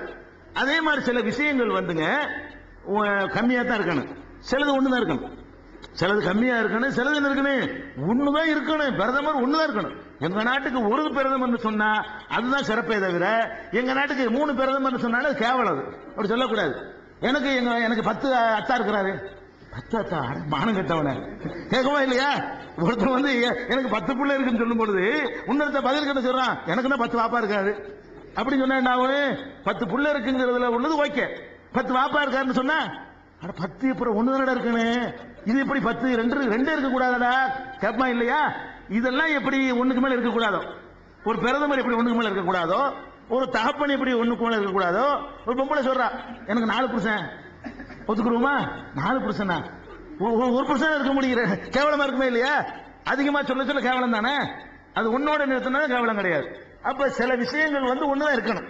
அந்த மாதிரி அல்லாஹ் சொல்றான், அல்லாங்கிறது அந்த அல்லாண்டாலே கடவுள்னாலும் ஒண்ணுதான் இருக்கணும். அதுக்கு தான் இந்த ஹுவங்கிறது. அல்லாஹ் அகதி என்று சொல்வதை விட அல்லாஹ் என்ன செய்யறான்னு கேட்டா, அல்லாஹ் என்றாலே ஒண்ணுதான், அல்லாண்டாலே ஒண்ணுதான் இருக்க முடியும், ஒண்ணுதான் இருக்கிறான், ஒண்ணுதான் இருக்க முடியும். 2 அர்த்தம் வந்துடும். ஒண்ணுதான் இருக்கிறாங்கிறது மட்டும் இல்ல, ஒண்ணுதான் இருக்க இயலும், ஒண்ணுக்கு மேல இருக்க முடியாது. கடவுளுங்கிற அந்த சிவத்து வந்து ரெண்டு பேருக்கு பங்கு போடுற சிவத்து கிடையாது. எப்படி புருஷன்கிற சிவத்தை ரெண்டு பேருக்கு பங்கு போட முடியாதோ, தகப்பன்கிற அந்த சிவத்தை வந்து ரெண்டு பேருக்கு ஒருத்தன் பங்கு வச்சுக்கிட்டு கொடுக்க முடியாதோ, அதே மாதிரி கடவுளுங்கிற அந்த சிவத்தையும் தன்மையும் ரெண்டு பேருக்கும் 3 பேருக்கும் 30 பேருக்கும் 400 பேருக்கும் 4000 பேருக்கும் கொடுக்க முடியாது. அது ஒரே ஒருத்தன் தான் இருக்க முடியும், ஒரே ஒருத்தன் தான் இருக்கிறான். இது ரெண்டு அர்த்தம் அதுல வந்துருங்க. வெறும் அல்லாஹ் அகதுன்னு சொன்னா அல்லாஹ் ஒருத்தனை இருக்கிறான்னு தான் வரும், இருந்து ஆகணும்னு வராது. வெறும் அல்லாஹ் அகதுன்னு சொன்னா அல்லாஹ் ஒருத்தன் இருக்கிறான். இப்ப இருக்கிறது ஒண்ணு இருக்கான், சூரியன் ஒண்ணு இருக்கிற மாதிரி இருக்கிறான். ரெண்டு இருந்தா ஒண்ணு குடிமொழிக்கு போகாதுன்னு அர்த்தம் வந்துருமா? அதுக்காக அல்லாஹ் என்ன பண்றான்னு கேட்டா இந்த ஹுவன் ஒண்ணு போட்டு அல்லாஹ் என்றாலே ஒருவன் தான் அப்படின்னு அர்த்தம். ஒருத்தன் தான் இருக்கிறான், ஒருத்தன் தான் இருக்க முடியும். இப்ப ரெண்டு அர்த்தம் வரும். ஒருத்தன் தான் இருக்கவும் செய்யறான், ஒருத்தனுக்கு மேல இருக்க இயலாது, இருக்க முடியாது, இருக்கிற தப்பு இருந்தா சரியா வராது. இப்படிங்கிற அர்த்தம் தருவதற்கு அல்லாஹ் ஸ்டார்டிங்ல என்ன செய்ய இப்படி பொறுக்கி போடுறாங்க வார்த்தை. ரப்புல் ஆலமீன் வந்து ஒரு ஹுவன் ஒரு சின்ன ஒரு வார்த்தையை சேர்த்து இவ்வளவு அர்த்தங்களை உள்ளடக்கி போறான்.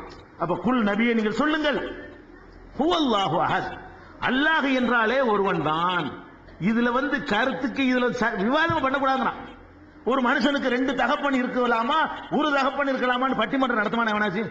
பட்டிமன்றம் நடத்தினா செருப்படி கிடைக்கும். அதாவது பட்டிமன்றத்துக்கு ஒரு விஷயமாங்கிறேன்.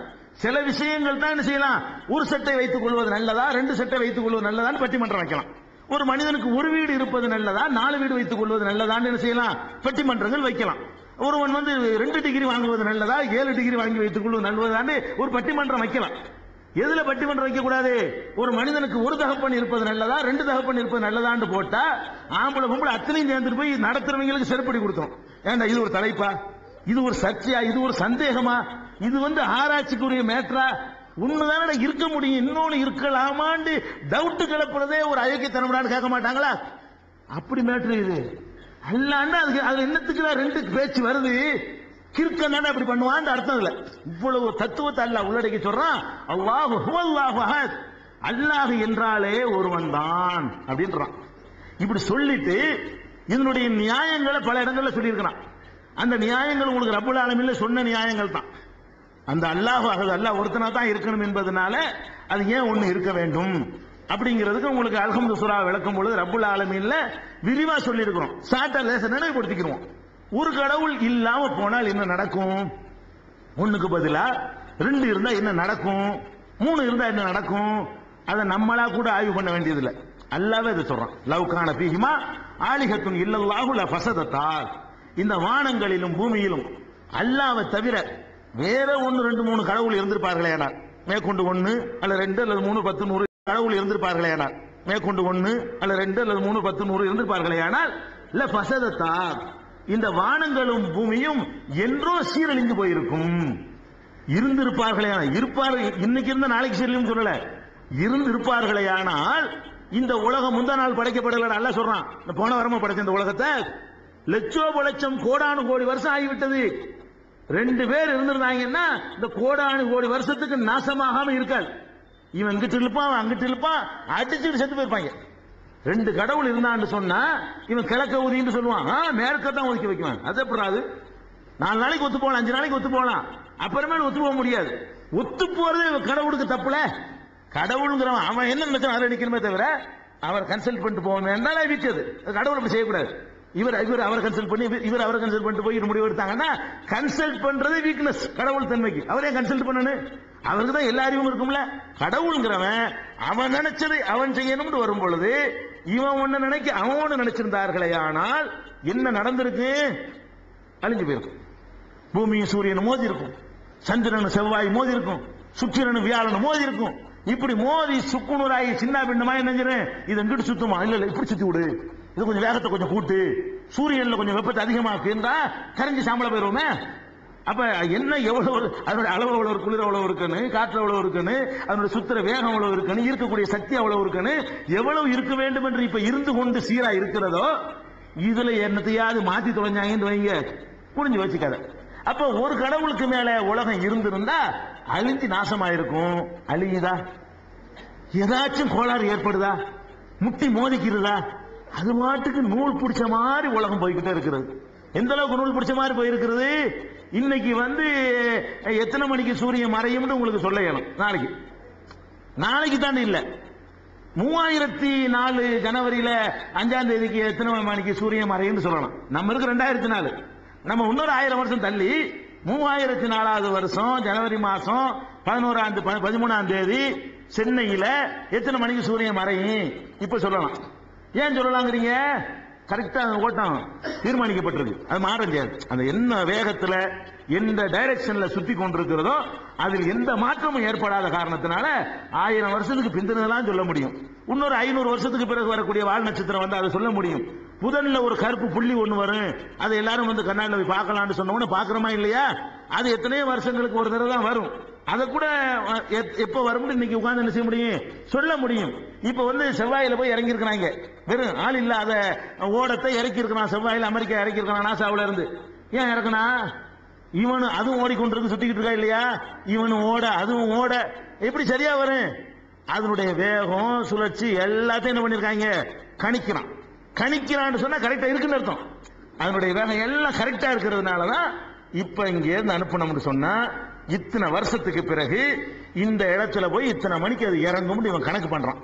அதுக்கு தகுந்த மாதிரியான சக்திகள்லாம் அதை உருவாக்கி அனுப்புனா பல வருடங்களுக்கு முந்தி அனுப்பப்பட்ட இந்த ஓடம் இப்ப போய் என்ன செய்யுது, அவள் பல வருடங்களுடைய தொலைவு இருக்கிறது. அவ்வளவு வருடங்களுக்கு முந்தி அனுப்பப்பட்ட ஒரு ஓடம் போய் இன்னைக்கு வந்து அங்க இறங்கி போட்டோ எடுத்து இங்க அனுப்புது. ஏன் அனுப்புது? அதுக்குன்னு ஒரு சிஸ்டமேட்டிக்கான ஒரு இயக்கம் இருக்குது, திட்டமிட்ட மாதிரி ஒரு இயக்கம். அதனால கரெக்டா அதனுடைய தூரத்தை டிஸ்டன்ஸ் கரெக்டா கண்டுபிடிக்கிறான். இந்த வேகத்துல போனா இத்தனை நாள் அடையலான்னு கண்டுபிடிக்கிறான். அது போய் கரெக்டா போய் அதனுடைய ஈர்ப்பு சக்தியை வேற கண்டுபிடிக்கிறான். இவன் போற ஓடத்துக்கு இந்த ஈர்ப்பு சக்திக்கு மேட்ச் பத்தலன்னு வைங்க, போய் ஒத்துன்னு கூட ஒழுங்கி போயிரும்ல. இப்ப இதுக்கு போட்டா உடஞ்சு போயிரும்ல, ஈர்ப்பு சக்தி கூட இருக்கா இல்லையா?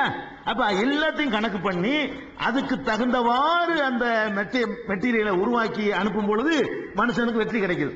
போய் பொருளை இறக்கி காட்டி போடுறான், கண்ணால படம் எடுத்து காட்டுறான். கல்லு மண்ணு தான் இருக்கிறது, ஆனாலும் காட்டுறான்ல, கொஞ்சம் காட்டுறானா இல்லையா? அப்ப இதெல்லாம் எதுக்கு சொல்றோம்னு கேட்டா, ஒருத்தன் இருந்து ஒரு ப்ரோக்ராம் பண்றவன் செஞ்சா தான் இப்படிலாம் இருக்கு. 2-3 ப்ரோக்ராம் பண்ணி இருந்தானுவ அவனுக்கு ஆளுக்கு ஒரு மாதிரியா பண்ணி முதல்ல 2க்கு நெட்வொர்க்கே இருக்காதங்க. இப்ப நானே இது எல்லாத்தையும் தயார் பண்ணேன்னு சொன்னா நெட்வொர்க்ல நானே கரெக்டா இதை இணைச்சிருவேன். ஒரு 10 கம்ப்யூட்டர் இருக்கு, நானே இணைச்சிருவேன். அவன் தனித்தனியா, ஒருத்தவன் செவ்வாயை ஒருத்தன் தனியா படிச்சான், சுக்கிரனை ஒருத்தன் தனியா படிச்சான், வியாழன் ஒருத்தன் தனியா படிச்சான்னு சொன்னா இது மூணையும் எப்படி நெட்வொர்க்ல இணைக்கிறது? அது தனியா ஒரு மசோரா பண்ணணுமா இல்லையா? அது நடக்கிற காரியம் கிடையாது. இதெல்லாம் வந்து பார்க்கும் போது எல்லாம் ஒருத்தன் கமாண்ட் தான். ஒருத்தன் உட்கார்ந்து ஆர்டர் பண்ணிட்டு இருக்கான், அவன் பாட்டு ஆகுங்க ஆகிருது. அவனுடைய டைரக்ஷன், அவனுடைய தீர்மானத்தை, அதனாலதான் எல்லாமே கரெக்டாக இயங்கி கொண்டிருக்கிறது. அப்ப இந்த உலகம் சீரா இயங்குறத கண்ணால பாக்குறோம். சீரழிஞ்சு போகல, மனுஷன் இந்த சீரழிவு ஏற்பட்டிருக்கு. கொள்ள வெட்டு குத்துங்கிற அந்த ஒழுக்க பண்பாட்டில் சீரழிவு ஏற்பட்டிருக்கே தவிர இயக்கத்தில் சீரழிவு வந்திருக்குதா? சூரியன் வந்து அல்லாவுடைய சொல்ல கேட்காம தாறுமாற ஏற்குமாற சுத்துதா? பூமி 1000 மைல் வேகத்துக்கு பதிலா 2000 மைல் வேகத்துல சுத்தினா தூக்கி உங்களை கடைசி எரிஞ்சிடாதா? அது அதனுடைய வேகத்தை தாண்டாம சுத்தி கொண்டிருக்கிறது. இதெல்லாம் வந்து சீரழியல, கரெக்டா அந்த சிஸ்டமேட்டிக்கா போய் கொண்டிருக்கிறது. அப்ப அல்லாஹ் தான் எடுத்து காட்டுறான். ஏன்டா 2ங்கிறீங்கள? 2 இருந்தா இப்படி இருக்குமாடா உலகம்? குளத்துக்கு ஒரு கடவுளுங்கிறீங்க, தெருவுக்கு ஒரு கடவுளுங்கிறீங்க, மொழிக்கு ஒரு கடவுளுங்கிறீங்க, நாட்டுக்கு ஒரு கடவுளுங்கிறீங்க, ஆக்குறதுக்கு ஒரு கடவுளுங்கிறீங்க, காக்குறதுக்கு ஒரு கடவுளுங்கிறீங்க, அழிக்கிறது ஒரு கடவுளுங்கிறீங்க, ஒவ்வொரு இலாக்காவுக்கும் ஒவ்வொரு கடவுளுங்கிறீங்க, நாட்டுக்கு நீங்க கடவுளை பிரிச்சு வச்சுட்டீங்க.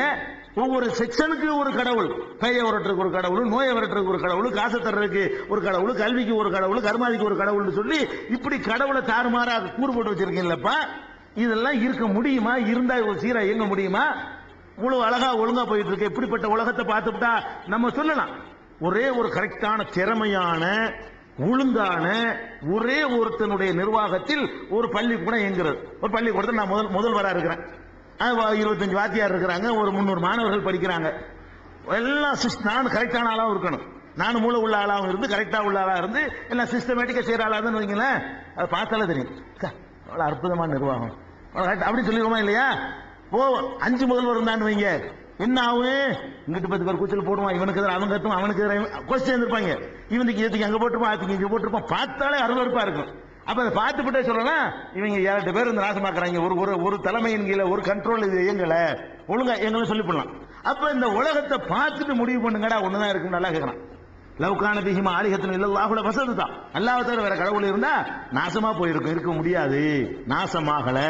இந்த உலகத்தினுடைய அந்த சிஸ்டமேட்டிக்கை பார்த்து விட்டு ஒரு கடவுள் என்று முதல் நம்பு. வேற ஒண்ணே நீ பார்க்க வேண்டியல, ஒருத்தனா இருக்க முடியும் என்பதை இந்த அமைப்பை எல்லாம் பாரு. ஒருத்தன் செய்யற மாதிரி இருக்குதா, 25 பேர் செய்யற மாதிரி இருக்கான்னு பாரு. ஒருத்தன் செய்யற மாதிரி தானே இருக்குது. ஊடுகதையை ஒருத்தன் முடிவு பண்றாங்க. அல்ல, இது ஒரு கடவுள்ங்கிறதுனால கிடைக்கக்கூடிய ஒரு தத்துவம். அல்லாஹ் அஹத் என்பதுல அடுத்து என்ன வருதுன்னு கேட்டா, இந்த ஒரு கடவுள் என்று நம்பக்கூடிய நேரத்தில் உலகத்திற்கு நிறைய நன்மைகள் கிடைக்கிறது. நிறைய கடவுள் நம்பும் போது, இப்ப நான் ஒரு கடவுள் நினைக்கிறேன், நீங்க ஒரு கடவுள் நினைப்பீங்க. ஆளுக்கு ஒரு கடவுள் நினைக்கும் பொழுது நம்ம பிரிஞ்சிடறோம். இது ஏன் கடவுள், இது உன் கடவுள்னு பிரிக்கக்கூடிய நேரத்தில் கடவுள் மட்டும் பிரிய மாட்டேங்கிறாரு, நம்மளே பிரிஞ்சிடறோம். மனிதர்கள் எல்லாரும் சேர்ந்து ஒரு கடவுள் சொன்னார்களே, ஆனால் அவர்களுக்குள்ள கூட ஒரு ஒருமை ஏற்படும், ஒரு ஒருங்கிணைப்பு ஏற்படும். அப்ப எங்க அப்பம் பாட்டின இந்த கடவுள் படைச்சாரு, உங்க அப்பம் பாட்டின அந்த கடவுள் படைச்சாரு, உங்க அப்பம் பாட்டின அந்த கடவுள் படைச்சாருன்னு சொல்லி அவன் ஒரு கடவுளை ஏற்படுத்திட்டு போயிட்டான்னு சொன்னா நம்ம அடிப்படையிலே வேற ஆயிரும். ஒன்னே படைச்சு நீ வேற அப்பன்ல இருந்து வந்தாலும் நான் வேற அப்பன்டா, நம்ம எப்படி ரெண்டு ஒன்னாக முடியும், நம்ம எப்படி சமமாக முடியும்? என்னைய படைச்ச கடவுள் வேற, நாங்க வேற கோத்திரத்தில் வந்திருக்கிறோம். ஒன்னே படைச்ச கடவுள் வேற என்று சொன்னோம்னு சொன்னா நமக்குள்ள தீண்டாம மற்ற எல்லாமே வந்துடும். அதனாலதான் சட்டம் போட்டு ஒழிக்கவே இல்லை. பேசிக் சரி பண்ணாம வன்கொடுமை சட்டம், அந்த கொடுமை சட்டம் எல்லாம் போட்டாங்க. தீண்டாமை பெரிய கேடுன்னு சொன்னாங்க. இன்னைக்கு வரைக்கும் 20ஆம் நூற்றாண்டுல நாகரிகத்தை உச்சிக்கு போயிட்டு சொல்லக்கூடிய நாட்டில் கூட என்ன செய்யறான், இவனுக்கு ஒரு கோல அவனுக்கு ஒரு கோல. டீ கடைக்கு போனீங்கன்னு சொன்னா இன்னைக்கும் கிராமங்கள்ல நடக்கிறது. டீ கடைக்கு போனா அவனுக்கு டம்ளர்ல கொடுக்கலாம் ஒருத்தனுக்கு, இன்னொருத்தனுக்கு கொட்டாங்கச்சி சிரட்டை, தேங்காய் துருவிட்டு வச்சிருப்போமே சிரட்டையில தூக்கி கொடுக்குறான். அது கூட என்ன செய்யணும், அவன் தான் சிரட்டை போய் தூக்கி நீட்டணும். காசையும் கொடுத்துரு, ஓசியா வாங்குற காசு கொடுத்து வாங்குற டீ, காசு கொடுத்து வாங்குற டீல இவன் சிரட்டை இப்படி நீட்டணும். அதுல ஊத்துவான், அப்படி அதுல தொடாம அப்படி ஊத்துவான், தூரத்துல தூக்கி அதுல குடிச்சு போட்டு இவரே கழுவி கவுத்தி வச்சுட்டு போகணும். அதே காசு அவனுக்கு கொடுப்பான். அவனுக்கு இவனே கிளாஸ கழுவி கிளாஸ்ல ஊத்தி இப்படி கையில கொடுத்து அவன் குடிச்சு பிறகு வாங்கி கழுவி இவர் கவுத்துவார், கடைக்காரர் கவுத்துவார். 2 பேரும் ஒரே காசு தர்றான். அவனுக்கு சிரட்டை, இவனுக்கு கிளாஸ். ரெட்டை குவளைங்கிறான்ல, கிராமங்கள்ல ரெட்டை குவளை முறை இருக்கிறது, ஒழிக்க தான் ரெட்டை குவளைங்கிறது. இந்த ரெட்டை குவளை ஒழிக்க வேண்டிச்சா, ஒழிக்க இயலாது. ஒழிக்க என்ன இயலாது. ஏன் இயலாது? நீ தான் ஏன் அப்ப வேற உன் அப்ப வேற எப்படி ஒழிக்க முடியும்? நீ தான் சொல்றீல, நான் வேற இருந்து வந்தாலும் நீ வேற, அப்ப முடியாது. இஸ்லாமுல இந்த தீண்டாமைக்கு எந்த சட்டமும் இல்ல. அரபு நாட்டில் வன்கொடுமை சட்டம் கிடையாது. அரபு நாட்டில் தீண்டாமை ஒழிக்கிறதுக்கான பெரிய தனி முஸ்தீபு கிடையாது. ஒன்னே ஒண்ணு இருக்கு, அட நம்ம எல்லாரும் ஒரு அப்பா ஆயிலிருந்து வந்தாள்றான்னு ஒரே ஒரு விஷயம் தான். ஒரு சட்டம் தான் அங்க இருக்கிறது. எல்லாம் ஆதம ஹவ்வாவுக்கு பிறந்தாள் விடு. ஒருத்தன் தான் நம்மளை படைச்சான். உன் அப்பனு ஏன் அப்பனையும் படைச்சது ஒருத்தன் தான். ஒரு ஜோடியத்தான் அவன் படைச்சான். ஒருத்தன் தான் படைச்சான், ஒரு ஜோடியத்தான் படைச்சான். அதுல இருந்து 50 பேர் பிறகு வந்திருக்கிறோம். அந்த ஒரு ஜோடி அவன் படைச்சான், அவன் தானே கடவுள். உன்னைய படைச்சான், என்ன அதெல்லாம் விட்டுரு. உலகத்துல ஒரு ஜோடி மனிதன் தான் படைக்கப்பட்டான். அந்த ஒரு ஜோடி மனிதனை எவன் படைத்தானோ அவன் கடவுள். புரிஞ்சு வச்சா கதை. இப்படி ஏற்றுக்கொள்ளும் பொழுது நம்ம எல்லாம் சகோதரராயிரும். அவன் இந்துவா இருந்தாலும், முஸ்லிமா இருந்தாலும், கிறிஸ்தவனா இருந்தாலும், கடவுள் இல்லைன்னு சொன்னாலும், அதுக்குள்ள உட்பிரிவுகளை எந்த ஜாதியை சேர்ந்தவனா இருந்தாலும் எல்லாம் ஆதமுடைய பிள்ளைதான், எல்லாம் ஹவ்வாவுடைய பிள்ளைதான். அவர்கள் மீது நம்ம அன்பு செலுத்தணும். அவர்களுக்கு புரிய அறியாமல் இருந்த விளக்கணுங்கிற எண்ணம் வந்துருமே தவிர, நீ பிறப்புல வேற, நான் வேற, நீ வேற, இந்த இதெல்லாம் அடிபட்டு போயிடும். கொள்கையை புரிஞ்சுக்கிறதுல வேறுபட்டு இருக்கிறோம்.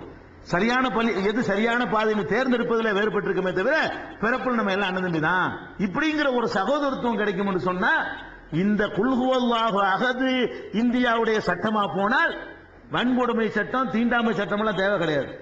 குல் ஹுவல்லாஹு அஹது சட்டமாகணும். ஒருத்தன் தான் கடவுள் இருக்க முடியும் டிக்ளேர் பண்ண சொல்லுங்க பார்ப்போம். தீண்டாமை இருக்குமா? நம்ம எல்லாரும் ஒரு கடவுள்னா ஒருத்தர் ஒரு தாய் எந்தக்கு பிறந்த முடியாது. எல்லாம் ஒரு அப்பன் ஒரு ஆத்தாவுக்கு பிறந்தாலும் அம்பிட்டு பேரு அப்படிங்கிற ஒரு சித்தாந்தம் வருவதாக இருந்தால், நம்ம எல்லாரையும் படைச்ச ஒரே ஒருத்தன் தான் இருக்கிறான் என்ற அந்த கொள்கைக்கு வரணும். இதனாலையும் ஒரு நன்மை நமக்கு ஏற்படுகிறது. அல்லாஹு ஹுவல்லாஹு அஹது என்ற சித்தாந்தத்தை உலகம் ஏத்துக்கிற காரணத்தினால் நமக்குள்ள இன்னைக்கு சகோதரத்துவம் நிலவுதா இல்லையா? கண்கூடா இஸ்லாத்தை ஒழுங்கா கடைப்பிடிக்காட்டா கூட சகோதரத்துவம் கடைப்பிடிக்கிறமா இல்லையா? ஆச்சரியமா இருப்பாங்க. நம்ம எப்படி பர்ஃபெக்டான இல்லை இன்னைக்கு இல்லை முஸ்லீம். இன்னைக்கு இந்தியாவில் வாழக்கூடிய முஸ்லீம் எடுத்துக்கொண்டு பார்த்தோமே, தமிழகத்து முஸ்லீம் எடுத்து பார்த்தோமே, 99% மக்கள் பர்ஃபெக்ட் முஸ்லீமா வாழல. அந்த பர்ஃபெக்டா வாழாதவன் கூட இதை மட்டும் கரெக்டா வழங்கி வச்சுக்கனால சகோதரத்துவத்தை கடைப்பிடிக்கிறான். 100% வாழ்ந்தாண்டு வைங்க, ஒரு வாரத்தில் எல்லாம் முஸ்லீம் ஆயிடுவான். நம்மளை பார்த்துவிட்டு நம்மள்கிட்ட எந்தவித நல்ல அம்சமும் இல்லை, ஆனால் இது மட்டும் மிச்சமா இருக்குது. எது? சகோதரத்துவம். ஒரு தட்டில் சாப்பிடுறது, முத வந்தான் அவன் தான் முதல்ல, பிந்தி வந்தவன் பிந்தி, இந்த மாதிரியான சில பண்புகள் மிச்சமா இருக்கு. அதுக்கெல்லாம் காரணம் என்னன்னு கேட்டா, இந்த குல் ஹுவல்லாஹு அஹது என்பது நம்மளை அறியாம நம்ம இதயத்துல விதைத்திருக்கிற அந்த தத்துவம் தான் காரணம். அல்லாஹ் தான் ஒருத்தன் தான் நம்ம எல்லாரையும் படைச்சான், நம்ம எல்லாரும் அடிமை. அப்ப எல்லாரும் அடிமை, அவன் எஜமான் என்ற உணர்வு வரும்போது அந்த அடிமையில் வேலைக்காரன் என்ன, அது கழுத விட்டையில முன் விட்டு என்ன பின் விட்டு என்னன்னு சொல்லுவாங்க. கழுத விட்ட இருக்குது, கழுத விட்ட தான். இது 10 நிமிஷத்துக்கு முந்தி வந்த விட்ட, இது 15 நிமிஷத்துக்கு பிந்தி வந்த விட்ட. அதனால இப்ப என்ன 10 நிமிஷத்துக்கு முந்தி வந்த விட்டையா இருந்தா என்ன, பிந்தி வந்த விட்டையா இருந்தா என்ன, கழுத விட்டையுடைய மதிப்பு கழுத விட்டு தானுங்க. அப்படி எடுத்துருப்போம்ல நம்ம. அந்த மாதிரி நம்ம எடுத்து நம்ம என்ன செய்வோம், அவன் எஜமான், நம்ம அடிமை. அடிமைன்னா என்ன, ஒருத்தன் வெள்ளை அடிமை, ஒருத்தன் கருப்பு அடிமை. விட்டையில கூட திங்கிற உணவுக்கு தகுந்த மாதிரி விட்ட கலர் இருக்கு. அன்னைக்கு கழுதை என்ன சாப்பிடுச்சு அதுக்கு தகுந்த மாதிரி கலர் வரும். அதனால அது வசத்தின்னு ஆயிருமா? கழுதை வெள்ளையா இருந்தாலும் கழுதை விட்டதான், மஞ்சளா இருந்தாலும் கழுதை விட்டதான், டார்க்கா இருந்தாலும் கழுதை விட்டதான், கொஞ்சம் லூஸா இருந்தாலும் அது கழுதை விட்டதான். கழுதை விட்டு தானே பழமொழிக்கு தான் சொல்லுவாங்க கிராமத்துல. கழுதை விட்டையில முன் விட்ட என்ன பின் விட்ட என்னன்னு. அதான் மனுஷன்ல என்னடா இருந்தாலும் அது கழுதை விட்டதான். கழுதை விட்டு தானே பழமொழிக்கு தான் சொல்லுவாங்க கிராமத்துல. கழுதை விட்டையில முன் விட்ட என்ன பின் விட்ட என்னன்னு. அதான் மனுஷன்ல என்னடா வசந்தவன் தாழ்ந்தவன். மனுஷன் அடிமை தானடா. வேலைக்காரன் தானே. எதுமா அவன் நம்மள வேலைக்காரன், எல்லாம் வேலைக்காரன். அவன்கிட்ட வேலை செய்யறோம். அவனுடைய இந்த உலகம்ங்கிற நிறுவனத்தில் வேலை செய்யக்கூடிய ஊழியர்கள் நம்ம அடிமைகள், வேலைக்காரர்கள். இல்லைன்னு நான் வசந்த வளர்க்கறேன், தாழ்ந்த வளர்க்கறேன். போங்க, வேலையை ஒழுங்கா செய்யுங்கடா. வேலையை ஒழுங்கா செஞ்சு அதனால் வேண்டாம் நீங்க உயர்ந்தவர்கள் ஆகலாம். வேற பிறப்புனால உயர்ந்தவர்கள் ஆயிட முடியாது. அப்பாயின்மெண்ட்னால நீங்க உயர்ந்தவர்கள் ஆயிட முடியாது. வேலை செய்ய நல்ல வேலை செஞ்சவன ஒரு எஜமான் விரும்புவான். ஒழுங்கா வேலை செய்யாதவன் விரும்ப மாட்டான். அதே மாதிரி ஒழுங்கா தொழில் ஒண்ணும் போய் ஒழுங்கா அப்படி வா நல்லா விரும்புவான். அப்ப செயல்கள் மூலமா ஒருத்தன் உயர முடியுமே தவிர வேலைக்காரங்கிறதுல அதுல எந்த உயர்வு தாழ்வும் கிடையாது. அந்த மாதிரி ஒரு சகோதரத்துவம் நிலைக்கணும்னு சொன்னா ஹுவல்லாஹு அஹத் இது ஆகணும். இது உலகம் பூரா அந்த மெசேஜ் போகணும். ஒரு கடவுள் தான் இருக்க முடியும் ஆகிட்டோம்னு சொன்னா இந்த மாதிரி விவகாரங்கள் சகோதரத்துவம் உண்டாகி போயிடும். நமக்குள்ள சமத்துவம் உண்டாகி போயிடும். நமக்குள்ள இந்த ஏற்றத்தாழ்வுகள் அழிஞ்சு போயிடும், தீண்டாம போயிடும். இப்படியான ஒரு சிறப்புகள் எல்லாம் இந்த குல்ஹுவல்லா அஹதுல இருக்கிறது. இதை விரிவாக அதை ரிப்பீட் கூறியது குரல் ஜாஸ்தியா போயிடக்கூடாதுக்காக வேண்டி ஸ்டார்ட் பண்ண வேண்டி இருக்கிறது. நீங்க ரப்புல் ஆலமீனை விளக்கும் பொழுது உங்களுக்கு ஒரு கடவுள் இருப்பதனால் ஏற்படக்கூடிய நன்மைகளை பட்டியல் போட்டு சொல்லியிருக்கிறோம். அதை நீங்கள் பார்த்துக் கொள்ளலாம். அல்லது திருமறையின் தோற்றுவாயில ஒரு கடவுள் இருப்பதனால பல கடவுள் இருப்பதனால என்னென்ன நன்மை உலகத்துக்கு கிடைக்கிறது என்பதை நினைஞ்சிருக்கிறோம். பட்டியல் போட்டு அந்த நூலை நீங்க பார்த்துக் கொள்ளலாம். இது அல்லாஹ் அஹது விளக்கம். அடுத்து என்ன சொல்றான் அல்லாஹு சமத். இதுவும் தேவையானது. இந்த உலகத்துல மதத்தை வெறுக்கிறதுக்கு முக்கியமான காரணம் என்ன? சிந்தனையாளர்கள் வெறுக்கிறான். மதத்திலேயே ஊறி வளர்ந்தோம், மதத்தை விரும்புறான். இருந்தாலும் கொஞ்சம் பகுத்தறிவு, கொஞ்சம் சிந்திக்கிற திறமை, கொஞ்சம் கரெக்டா இருந்தா தான் ஏத்துக்கணும்னு நினைக்கிறவன் இருக்கான் பாருங்க. அவன் நல்லா மதங்களை வெறுக்கிறான்.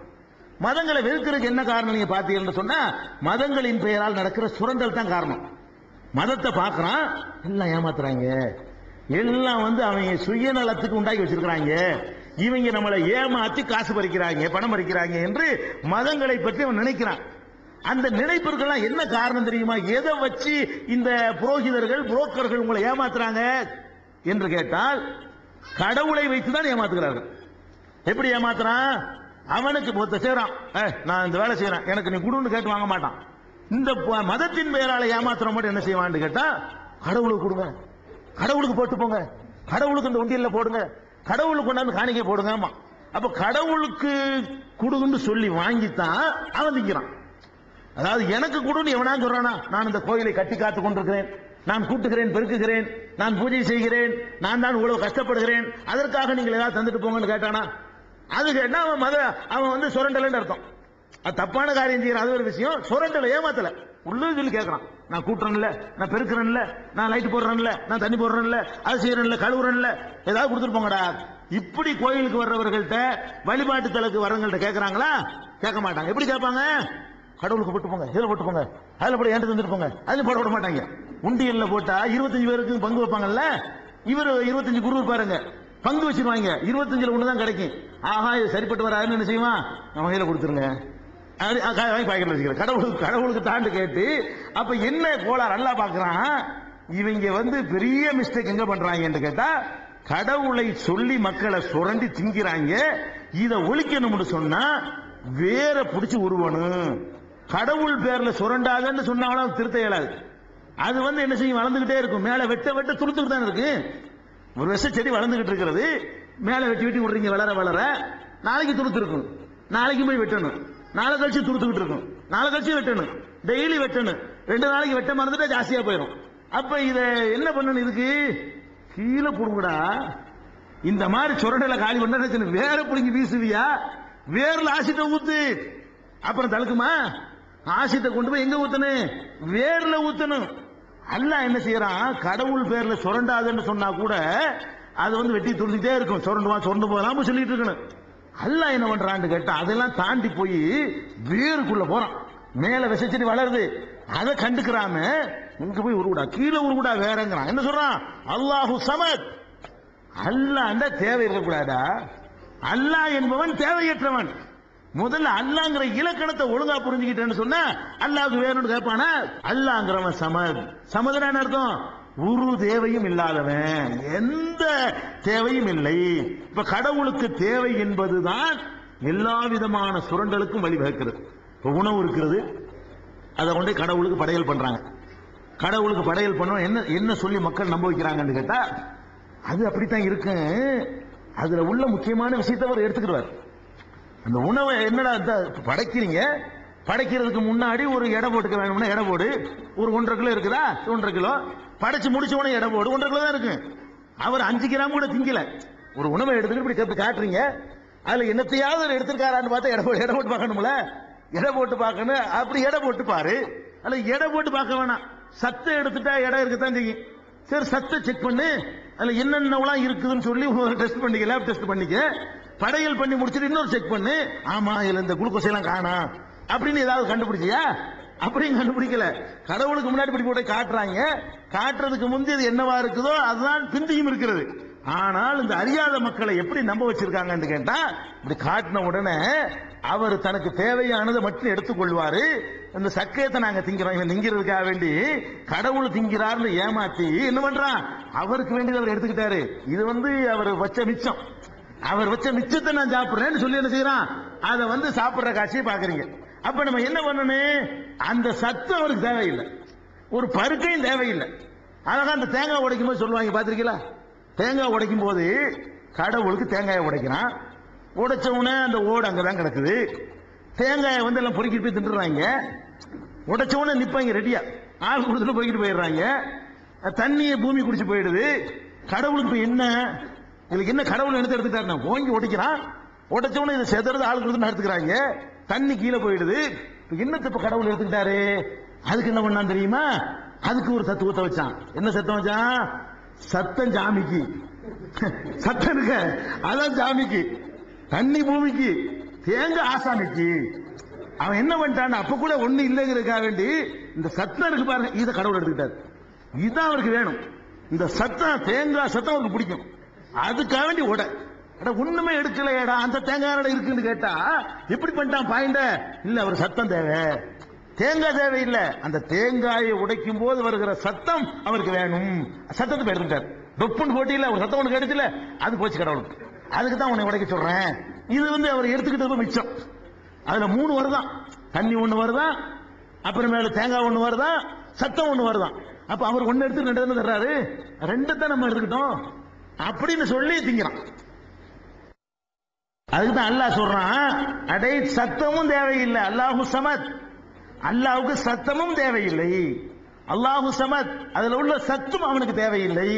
இந்த பருக்க தான் தேவையில்லைங்கிறது இல்ல, நீ என்னமோ எடுத்துக்கிறாருங்கிற சத்து அதுவும் அவருக்கு தேவையில்லை, சத்தமும் தேவையில்லை, எதுவும் தேவையில்லை என்று கடவுளை பற்றி நினைக்கும் பொழுது சுரண்ட இயலாது, கடவுளை சொல்லி ஏமாத்த இயலாது, கடவுளுக்கு கொடுன்னு சொல்லி நான் தின்னுட்டு போக இயலாது. நான் செய்யற வேலையை சொல்லிட்டு வேணா உன்கிட்ட கேட்கலாமே தவிர கடவுளுக்கு கொடு என்று சொல்லி வாங்க முடியுமான்னா முடியாது. அப்ப இந்த சுரண்டலை தடுத்துட்டோம்னு சொன்னா பியூரான மார்க்கமா வெறுக்க மாட்டான். அறிவாளி சிந்தனையாளன் கூட மதத்தை வெறுக்க மாட்டான். என்ன இருக்கு, கடவுளுக்கு உள்ள ஒண்ணு கேட்கல, பள்ளியாசல் கேட்கறாங்களா? இஸ்லாத்தை கடைபிடிக்காத அந்த ஒரு சமுதாயமா நம்ம இருந்தும் கூட பள்ளிவாசல தொழுகைக்கு வரும்போது கட்டணம் கேட்கறாங்களா? இத்தனைக்கும் கட்டணம் கொடுக்கறக்கூடிய அவ்வளவும் செய்யறோம். தண்ணி வசதி, பாத்ரூம் வசதி, அதை சுத்தம் பண்ற வசதி எல்லாமே செஞ்சு கொடுத்துருக்காங்க. அதுக்குன்னே வர்றான், பள்ளிவாசலுக்கு வர்றான் பாத்ரூம் போறதுக்காக வேண்டிய இவ்வளவு வசதி. ஒரு கட்டண கழிப்பிடத்துக்கு கொடுக்கிற காசை கூட நாம் பள்ளிவாசலுக்கு கொடுப்பது இல்லை. மராமத்து, இந்த கட்டிடத்தின் மராமத்து என்று கேட்பார்களே, ஆனால் நம்ம கொடுக்கிறோம். சரி, அல்லாஹ் கொடுக்கிறது. கட்டிடத்தின் மராமத்து கேட்டது கட்டிடத்துக்கு கொடுக்கிறோம், அப்படித்தான் கொடுக்கிறோமே தவிர அல்லாஹ்வுக்கு ஏதாவது கொடுக்கிறோமா?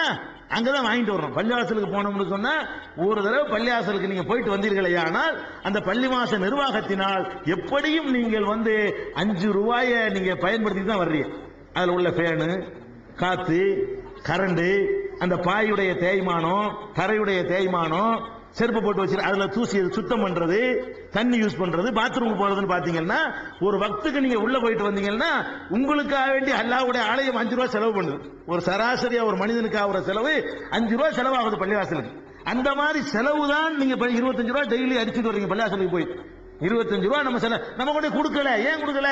தேவையற்றவன், அவன் தேவையில்லாத காரணத்தினாலதான் அந்த மாதிரியான ஒரு சமாச்சாரமே இல்ல. அப்ப தேவையில்லை என்பதில் எவ்வளவு இருக்கிறது. தேவை இது மட்டும் இல்ல, தேவையில்லை என்பதுல இந்த காசு பணம் இந்த சுரண்டலும் அடிபட்டு போகுது. அது போக கடவுளுக்கு என்ன பண்றாங்கன்னா ரிலேஷன்ஷிப். கடவுளுக்கு கொண்டாட்டி வேணும், இவர் கடவுளுக்கு மாமா, இவர் கடவுளுக்கு சின்னவாப்பா, இவர் கடவுளுக்கு பெரியவாப்பா, இப்படின்னு சொல்லி என்ன செய்யறான், கடவுளுக்கு சில சொந்தக்காரர்களை உண்டாக்கி வைத்துக் கொள்ளும் பொழுது அதனாலையும் உலகத்துக்கு கேடு ஏற்படுகிறது. கடவுளுக்கு பல உறவினர்களை ஏற்படுத்திக் கொள்ளும் பொழுது அவர்கள் மனிதர்கள் மாதிரியே செயல்படக்கூடியவர்களாக செக்ஸ் மற்ற எல்லாம் ஈடுபடணும்ல. அப்ப இருக்கான் அம்மா இருக்கான்னு சொல்லிட்டாலே சேர்ந்தாங்கன்னு அர்த்தம் வந்துரும்லங்க. ஒரு கடவுளுக்கு ஆத்தாவும் அம்மாவும் இருக்காங்கன்னு சொன்னா நம்மள மாதிரியாகத்தான் அவர் ஈடுபட்டு இருக்காருன்னு அர்த்தம் வந்துரும்ல. அந்த மாதிரியான ஒரு அசிங்கமான ஒரு அடிப்படையில கடவுளை அறிமுகப்படுத்தும் பொழுதும் மனுஷன் என்ன செய்யறான், இருக்கிறான். கடவுளுங்கிறாங்க அவருக்கு கொண்டாட்டியா, கடவுளுங்கிறாங்க அவருக்கு தகப்பனா, கடவுளுங்கிறாங்க ஒரு மாமனா, கடவுளுங்கிறாங்க மச்சானா, கடவுளுங்கிறாங்க பலவிதமான தோற்றங்கள் எடுத்து ஆம்பளையா பொம்பளை போய் பிடிக்கிறான், பொம்பளை ஆம்பளை போய் பிடிச்சான்லாம் கதை எழுதி வச்சுக்கிறாங்க. என்னடா இது போங்கடான்னு இருக்கிறான். அல்லாஹ் என்ன பண்றான், அதுக்கு வேற கொடுக்குறான். லம் யலித், அல்லாஹ் சொல்றான், அல்லாஹு ஸமத் லம் யலித் வலம் யூலத், அவன் யாரையும் பெறவில்லை, யாராலும் பெறப்படவில்லை. கடவுளை முதல்ல புரிஞ்சுக்கிறதா இருந்தா அவனுக்கு அப்பம் இல்லைன்னு புரிஞ்சுக்கிறான். முதல்ல அல்லாஹ் சொல்றான், அப்பம் இருந்தா அவனே கடவுள் ஆயிடுவான்ல. அதாவது கடவுளுக்கு அப்பன் இருந்தா அவன் யாரா இருப்பான்? மனுஷனுடைய அப்பன் மனுஷனா தானே இருப்பான். ஒரு ஆட்டுடைய அப்பன் ஆடா தானே இருக்கு, ஒரு மாட்டுடைய அப்பன் தான் மாடா தானே இருக்கு. ஒரு மனிதன் எந்த இதுல இருந்து பிறக்கிறானோ அது பார்த்து அவன் இருப்பான். அப்ப கழுதை கழுதை குட்டியை தான் போடும், குதிரை குதிரை குட்டியை தான் போடும், மனுஷன் குட்டியை தான் போடுவான். கடவுள் குட்டியை தானே போடுவாரு. இந்த கடவுள் ஒரு ஆளை காட்டிவிட்டு இவருக்கு இவர் தான் வாப்பா, இவர் தான் உம்மாண்டா, அதுவும் கடவுளை தானே இருக்கு. அப்புறம் கடவுள் ஒரு ஆளை காட்டிவிட்டு கடவுளுக்கு வாப்பா இருந்தார் அம்மா இருக்காரு சொன்னீங்கன்னா அப்ப இவ்வளவு நாள இவரையே அவங்க உண்டாக்கி இருக்கிறாங்களே. எந்த யார கடவுள்னு சொல்றோமோ அவங்களே இவங்க தானே பெற்றெடுத்து இருக்கிறாங்க. அதுக்கு முந்தைய இவர் இல்லையே. அந்த வாப்பா அம்மாவை யார் படைச்சிருப்பா? கடவுளுக்கு வாப்பா அம்மா இருந்தாருன்னு சொன்னா அந்த வாப்பா அம்மா இவர் படிக்கலையே. அப்படின்னா இவர் இல்ல, அவர் தான் கடவுள். அதோட நிறுத்திக்கணும்ல. அப்புறம் என்ன பண்ணுவோம், அவருக்கு வாப்பா அம்மா, அவருக்கு வாப்பா அம்மா, அவருக்கு வாப்பா அம்மான்னு போயிட்டு இருந்தீங்கன்னு சொன்னா அப்புறம் அவங்களே கடவுளை இருந்துட்டு போயிடலாம். கடைசியில கொண்டாந்து முடிச்சு ஆகணும் இல்ல, இவ்வளவுதான். அதுதான் இஸ்லாம் ஆரம்பத்தில் சொல்லுது. இவ்வளவு சுத்திக்கிட்டு போகாம எடுத்து போட்டு ஒருத்தன் இருக்கான். இப்படியே சொல்லி சொல்லி பார்த்து கூட கடைசியில் இல்லைம்பாங்க. ஆமா ஆமா சரிதான், இவர் இந்த கடவுள் அவர் வாப்பா, அந்த கடவுள் அவர் வாப்பா, அந்த கடவுள் அவர் அந்த கடவுளுக்கு இல்லை, அவனே இருந்துட்டு போறான். கடவுளுக்கு எந்த கடவுளுக்கு இல்லைன்னு சொல்றியோ அவனே கடவுளா இருந்துட்டு போறான். அதுக்கு ஏன்னா இவ்வளவு படி ஏறி போயிட்டு கடைசியில் இல்லைங்கிறீங்க. இஸ்லாம் எடுத்து எல்கேஜி ஆகிப்படுது. இஸ்லாம் என்ன பண்ணுதுன்னு கேட்டா பெரிய ஆராய்ச்சி பண்ணி கஷ்டப்பட்டு கண்டுபிடிக்கிற இந்த தத்துவத்தை எல்கேஜி பிள்ளைகளுக்கு வழங்குற மாதிரி சொல்லிவிடுது. கடவுள்னா தாய் தப்பம் கிடையாது போ, கடவுள்னா என்ன இல்ல தாய் தப்பம் கிடையாது, தாய் தப்பம் கிடையாது போ, கடவுள்னா என்ன இல்ல தாய் தப்பம் கிடையாது, அவன் மட்டும்தான் அப்படின்னு சொல்லலாம்.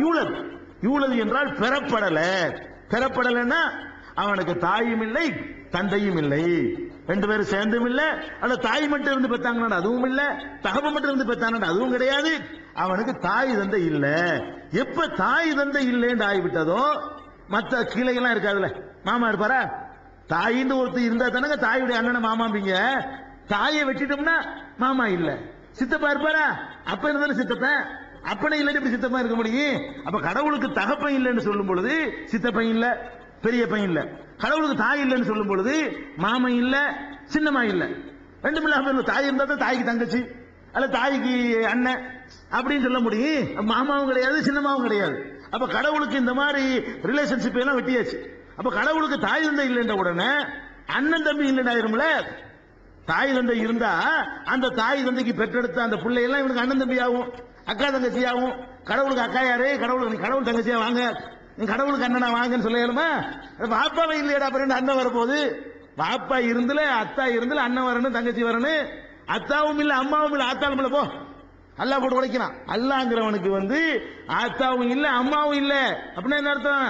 மாமன் இல்ல, மச்சான் இல்ல, அண்ணன் இல்ல, தம்பி இல்ல, எல்லாரும் இவ்வளவு வார்த்தையை சொல்லாம அதான் அல்லாஹ். அதாங்க அல்லாஹ். அல்லாங்கிறவன் வந்துகிட்டு இவ்வளவு அதுல அடங்கியிருக்கா இல்ல? அவன் எப்படி சொல்லலாம்? அல்லாஹ் என்பவனுக்கு மாமன் இல்லை, அல்லாஹ் என்பவனுக்கு மச்சான் இல்லை, அல்லாஹ் என்பவனுக்கு அண்ணன் இல்லை, அல்லாஹ் என்பவனுக்கு சின்னமா இல்லை, அல்லாஹ் என்பவனுக்கு பெரிய புட்டையும் சொல்றதா இருந்தா நான் ஒரு 8 பக்கத்துக்கு எழுதுவேன். அதை அவ்வளவு இல்லைன்னு சொல்லலாம். அல்லாஹ் என்ன செய்யறான் தெரியுமா? அவன் அல்லாஹ் அவ்வளவு படைச்சவன் இல்ல, அவனுக்கு 8 பக்கம் தேவையில்லை. லம் யூலதுன்ட்டான், பெறப்படவில்லை. யாராலும் ஒரு வார்த்தை தான் லம் யூலத், யாராலும் பெறப்பட, இவ்வளவு சேர்ந்து வச்சுப்பார். யாராலும் பெறப்படலை என்று சொன்ன புட்டும் இல்லை, இவ்வளவு ரிலேஷன்ஷிப்பும் இல்லைன்னு ஆயிடுது. அப்ப அவனுக்கு மேல உள்ள எல்லாத்தையும் கட் பண்ணிடுறான். மேல கட் பண்ணிட்டு கீழே கட் பண்ணணுமே. சரி, அல்லாவுக்கு ஒண்ணுமே இல்ல, கீழே புள்ள குட்டி இருக்குன்னு பேரா இருக்குன்னு என்ன பண்றது? அதுக்காக என்ன பண்றான்? அல்லாஹ் லம் எளிதுங்கிறான். அடே எனக்கு கீழே இல்ல மேலே இல்ல போடா. லம் எளிதுன்னா கீழையும் கிடையாது, லம் யூலதுன்னா மேலையும் கிடையாது, எனக்கு மேல அப்பம் பாட்டுன்னு கிடையாது, எனக்கு கீழே பேரம் பேத்தியும் கிடையாது, மகனும் கிடையாது, பிள்ளையும் கிடையாது. போ, கீழே ஒண்ணும் கிடையாது, மேலே ஒண்ணும் கிடையாது, சைடுல ஒண்ணு. நான் தான், நான் மட்டும்தானே தவிர மேல ஒண்ணு இல்லைன்னு வெட்டினோன்னு சைடு இல்லாம போயிடும். மேல இப்ப அத்தா அம்மா இல்லைன்ட்டமோ சைடுல வரக்கூடிய அண்ணன் தம்பி அக்கா தங்கச்சி எல்லாம் சைடு தானே, அங்க வெட்டினவன டோட்டல் எல்லாம் காலி, எல்லா சைடையும் காலி பண்ணி விட்டு மிச்சமா இருக்கிறது கீழே மட்டும்தான் இருக்கிறது, அதையும் ஒரே வெட்ட வெட்டுறான். லம் எளித், பெறவில்லை, யாரையும் பெறவில்லை. பெறல என்ற உடனே என்ன ஆகிறேன்? புள்ள விட்டலாம் இல்லை, புள்ள இல்லைன்னு பேரன் இல்லை, பேரனுக்கு பேரன் இல்லை, அந்த சந்ததியே இல்லை, புரட்சி இல்லை, அவன் மட்டும்தான் இருந்துகிட்டு இருக்கிறான். இப்படிங்கிற ஒரு தத்துவத்தை சொல்லும் பொழுது இதனாலையும் கடவுளின் பெயரால் நடக்கிற சுரண்டல்கள், ஏமாற்றுதல்கள், கடவுளை அசிங்கப்படுத்தக்கூடிய அந்த சம்பவங்கள், கதைகள் எல்லாம் அடிபட்டு வெறுக்க மாட்டான். மதங்களை மனுஷன் வெறுக்க மாட்டான். அதுக்காக அல்லாஹ் என்ன செய்யறான்? கடவுளுடைய இந்த இலக்கணத்தை சொல்லி தர்றான். அப்ப கடவுளுக்கு பிள்ளை இருக்க முடியாது என்பதற்கு நம்ம அதை சிந்திச்சு பார்க்கணும். கடவுளுக்கு பிள்ளை தேவைதான? முதல்ல கடவுள் ஒருத்தனை ஏத்துக்கிட்டோம், அவனுக்கு புள்ள தேவையா? நம்ம அறிவை கொண்டு செஞ்சு பார்த்தா கூட புள்ள தேவைன்னு முடிவுக்கு வரமாட்டான். யாருக்கு புள்ள தேவை? இப்ப நமக்கு புள்ள தேவை. ஏன் புள்ள தேவைன்னு நினைக்கிறோம்? ஏன் தேவைன்னு நினைக்கிறோம்னு கேட்டா, நமக்கு வயசா போயிடும், நம்ம இப்படியே இருக்க மாட்டோம், நம்ம கிழவனாகும், நமக்கு நடக்க முடியாம போவோம், படுக்கையில மழை ஜலம் கழிப்போம், நம்ம சோத்துக்கு நம்ம சம்பாதிக்க முடியாது. அடுத்தவனுக்கு கொடுத்தோம், இன்னைக்கு கொடுத்துட்டு இருக்கோம் நம்ம சம்பாரிச்சு, ஒரு நேரம் வரும் நம்முடைய அந்த ஒரு ஜான் வயிற்று கூட நம்ம சம்பாதிக்க முடியாத ஒரு நிலைமை ஏற்படும். நமக்கு யாராவது தரணும், எவன் தருவான்? எவனு தரமாட்டான். அப்ப நமக்குன்னு ஒரு புள்ள இருக்குமே, ஆனால் நம்முடைய முதுமையில, நம்முடைய தள்ளாத வயதுல நம்ம கவனிக்கும். அதுக்கு தான் புள்ள. புள்ள வேணும் புள்ள வேணும் எல்லாரும் ஆசைப்படுறது காரணம் அப்படி கவனிக்கிறது இல்ல 95%. அது ஒரு விஷயம். ஆனா நம்ம எதிர்பார்க்கறது கவனிக்கும் நினைக்கிறோம்.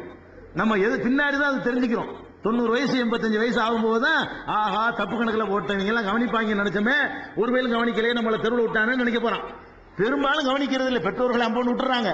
ஆனால் பெற்றோர்களா இருக்கிறவர்கள் எதுக்கு பிள்ளைகளை விரும்புறாங்க என்று கேட்டா, தன்னை கவனித்துக் கொள்வார்கள். நமக்கு சம்பாதிக்க முடியாம சம்பாதிக்கிறது விட்டுருவோம், அவன் மூத்திரமே தெரியாது, அவனுடைய சிறுநீரை எந்திரிச்சு போய் கழிக்க வேண்டிய இடத்தில் கழிக்க இயலாது, பாயில கழிப்பான். பாயில கழிச்சுக்கிட்டு ட்ரெஸ்ல கழிச்சிட்டு கிடந்தா என்ன கதிக்கு ஆகுறது? நாத்தம் குடலை புடுங்கும், அவன் நாத்தம் அவனுக்கு பிடிக்காது, அந்த ட்ரெஸ்ஸை மாத்தணும். இதெல்லாம் யாரு செய்வா? கூலிக்கு ஆள் வச்சா செய்ய முடியுமா? கூலிக்கு வச்சாலும் காசு வேணும்ல. நமக்குன்னு ஒரு புள்ள, நம்ம ரத்தத்திலிருந்து, நம்ம சதையிலிருந்து, நம்ம சத்திலிருந்து உண்டான ஒரு வாரிசு இருந்தால் நம்மளை எல்லாம் அருவருப்பு இல்லாம நம்மளை கவனிக்கும் அப்படின்னு ஒரு தப்பு கணக்கு போட்டுக்கிட்டு மனுஷன் என்ன பண்றான்? புள்ள வேணும் ஆசைப்படுறான். இப்ப அல்லாவுக்கு இது ஏற்படுமா? கிழவனா போயிருவானா? அல்லாவுக்கு ஏன் புள்ளங்கிறேன்? நமக்கு புள்ள வேணும், ஏன் வேணும் நம்ம ஆயிருவோம். அல்லாவுக்கு நான் அப்புறம் கஷ்டப்படுவேன், நான் கல்யாணம் போயிட்டு என்ன செய்யறது, எனக்கு முடியாம நான் படுத்துக்கிட்டேன், யாராவது எனக்கு துணைக்கு வேணுமா இல்லையா அப்படின்னு நினைச்சான்னு சொன்னா அல்லாவுக்கு புள்ள வேணும். அவன் தான் ஒரே மாதிரி இருந்துட்டு இருக்கிறானே, அவன் ஒரே எல்லா காலகட்டங்கள்லையும் அவன் எப்படி இருந்தான் அப்படிதான் இன்னைக்கு இருக்கிறான். இன்னொரு 1 கோடி வருஷம் ஆனவன 1 கோடி வயசு அல்லாவுக்கு ஜாஸ்தியா போயிருமா? அதெல்லாம் ஆகாது. அவன் அப்படித்தான் இருப்பான். அவன் எப்பவுமே ஒரே மாதிரி இருக்கக்கூடியவனுக்கு எதுக்கு இனி என்ன கவனிக்க போறியா, மூத்திரம் பெய்ய போறானா, அல்லது சோத்துக்கு வழியிலன்னு கஷ்டப்பட போறானா, இன்னத்துக்குடா அவனுக்கு புள்ள என்னத்துக்கு கடவுளுக்கு? இப்படின்னு ஒரு தத்துவத்தை சிந்திச்சு பார்த்தா கூட கடவுளுக்கு புள்ள இருக்கிறதாக யாருமே கற்பனை பண்ண மாட்டா. தேவையில்லை கடவுளுக்கு புள்ளைங்கிறது. என்னது என்ன சலசலப்பு? சரி, அப்ப லம் எழுது உலம் எழுதுன்ட்டான். அப்ப கடவுளுக்கு பிள்ளை என்பது வந்து அடுத்து என்ன செய்வோம்னு கேட்டா நம்ம செத்து போயிடுவோம். எல்லாரும் தெரிஞ்சு வச்சுக்கிறோம், செத்து போறோம், கஷ்டப்பட்டு சம்பாதிக்கிறோம், கோடி கோடியா இருக்கிறது, எவனோ சொல்லிட்டு போறதுக்கு நம்மள இருந்து பிறந்த ஒருத்தன் தான் திம்பான்ல, அப்படி ஒரு மன நிறைவு வாரிசுக்கு சேர்த்து வச்சுட்டு போறதுக்காக வேண்டி என்ன செய்யறோம், நம்ம புள்ள வேணும்னு ஆசைப்படுறோம். இவன் நல்லா செத்து போயிடுவானா? எதுக்கு புள்ளன்னு நல்லா செத்து போயிட்டா யாரா அந்த சூரியனை பாக்குறது, இந்த சந்திரன்லாம் யாரா கவனிக்கிறது, இந்த 600 கோடி மக்களை யாரா கவனிக்க, திடீர்னு மண்டையை போட்டேன்னு வைப்பா எனக்கு ஒரு வாரிசு அப்படின்னு இருக்கா அல்லாவுக்கு? கடவுள் செத்து போயிடுவானா? அப்ப கடவுள் சாகவும் மாட்டான், முதுமை அடையவும் மாட்டான், எந்த வீக்னஸ் வராதுங்கும் போது அவனுக்கு என் பிள்ளை. நம்மளே கூட நம்ம ஒரு அல்லா இப்படி அனுப்பினான்னு பேசி வச்சுக்கிறோங்க. 25 வயசு ஆம்பளை, பொம்பளை எல்லாம் ஒரு 20 வயசு, அப்படியே தளதளன்னு இருக்கிறாங்க. இப்படியே தான் இருப்பாங்க, சின்ன பிள்ளைய வளர்ந்துட்டே இருப்பாங்க. 25 வயசு ஆன உடனே இவர் இப்படி தான் இருப்பார். பொம்பளை அப்படி 20 வயசு ஆன உடனே அவ அப்படிதான் இருப்பாங்க, எந்த தளர்ச்சியும் வராது, சாகவும் மாட்டாங்க, லட்சம் வருஷம் இப்படி இருப்பாங்க. அப்படின்னு அல்லாஹ் நம்மளை படைச்சு இருந்தா புள்ள பெறுவோமா? புள்ளை விரும்புவோமா? இடைஞ்சலா இருக்குமுங்க. நம்மளே ஜாலியா இருந்துட்டு இருக்கலாமே, நம்ம என்றும் 16 இருக்கிறோம்ல, என்றும் 16 நம்ம இருக்கக்கூடிய நேரத்தில் நமக்கு ஏன் புள்ள? நம்ம விரும்ப மாட்டோம். ஏன் விரும்புறோம்னு கேட்டா நமக்கு இதெல்லாம் தேவை, கஷ்ட காலத்துல உதவுறதுக்கு வேணும்னு நினைக்கிறோம். இப்ப கடவுளை ஏன் நீங்க அந்த மாதிரி பாக்குறீங்க? அதனால அவனுக்கு புள்ளை இல்ல, தேவையில்லை. புள்ள பொண்டாட்டி வேணுமான்னு நினைக்கலாம், புள்ளை இல்லாட்டி பொண்டாட்டி மட்டும் இருக்கலாமோ? அது இல்லைன்னு மறுக்கலையா?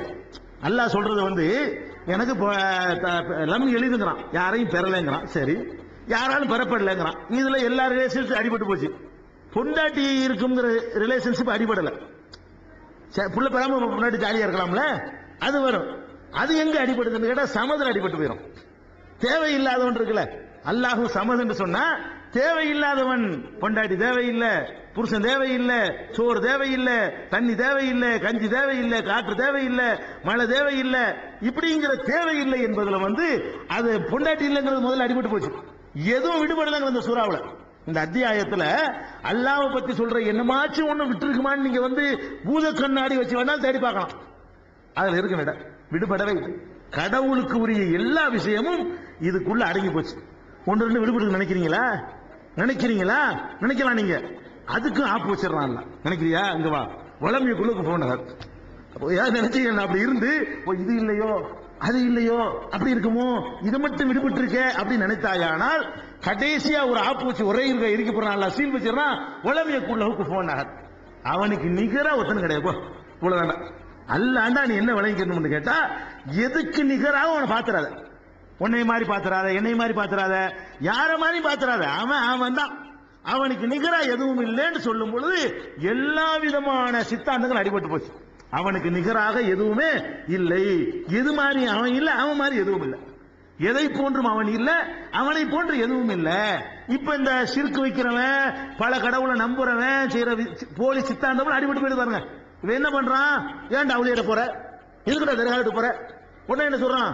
ஒரு நீதிபதி வக்கீலுங்கிறானா இல்லையா? உடனே சொன்னீங்கன்னா நீதிபதி நேரம் வாதிட முடியுமா? வக்கீல் வைக்கிறது இல்லையா? அதுக்கு தான் அல்லாட்ட வக்கீல் வச்சிருக்கிறோம். அப்ப நீதிபதி அல்லாஹ் போல ஆக்குறான். இவன் அல்லாஹ் சொல்றான் உலமைக்குள்ள போனார், எனக்கு நிகரா யாரும் இல்லடா, என்ன நீதிபதி மேல ஆக்குறீங்க? நீதிபதி மனுஷன்டா, அவனுக்கு நல்ல கிட்ட தெரியாதுடா. நீ ஆர்குமெண்ட் பண்ற வச்சுதான் விளங்கிக்கிறவன். எனக்கு வந்து ஆர்குமெண்ட் இல்லாம எல்லாம் தெரியும்டா. எனக்கு என்ன வக்கீலு? நீ திருநியா இல்ல எனக்கு தெரியும்ல, நீ நோம்பு வச்சே இல்ல எனக்கு தெரியும்ல, நீ ஜக்காத்து குடிச்சே இல்ல எனக்கு தெரியும்ல, அப்புறம் என்ன வக்கீலுங்கிற? நீதிபதிக்கு தெரியாது.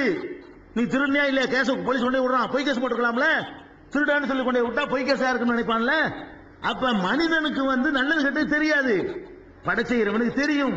ஏன்டா நீதிபதிங்கிறீங்க அல்லாவ அப்படின்னு கேட்கிறான். சிபாரிசு பண்ணுவாங்க அல்லாட்ட சொல்லி, எதுக்கு சிபாரிசு பண்ணணும்? தெரியாதவங்க தானே சிபாரிசு பண்ண முடியும்.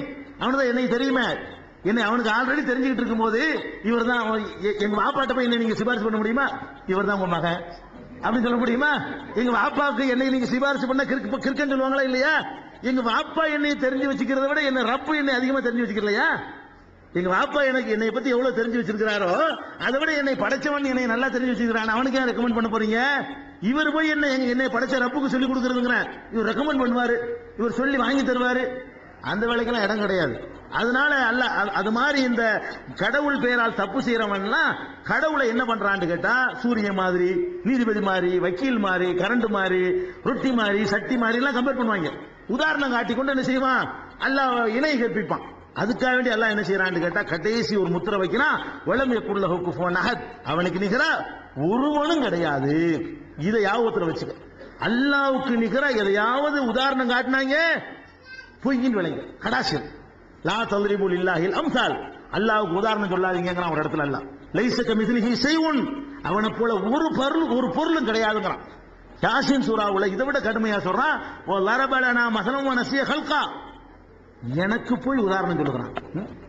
ஏண்டா நான் படைச்ச நீ ஒரு படைப்பு, அற்ப படைப்பு, எனக்கு நீ உதாரணம் சொல்றியா?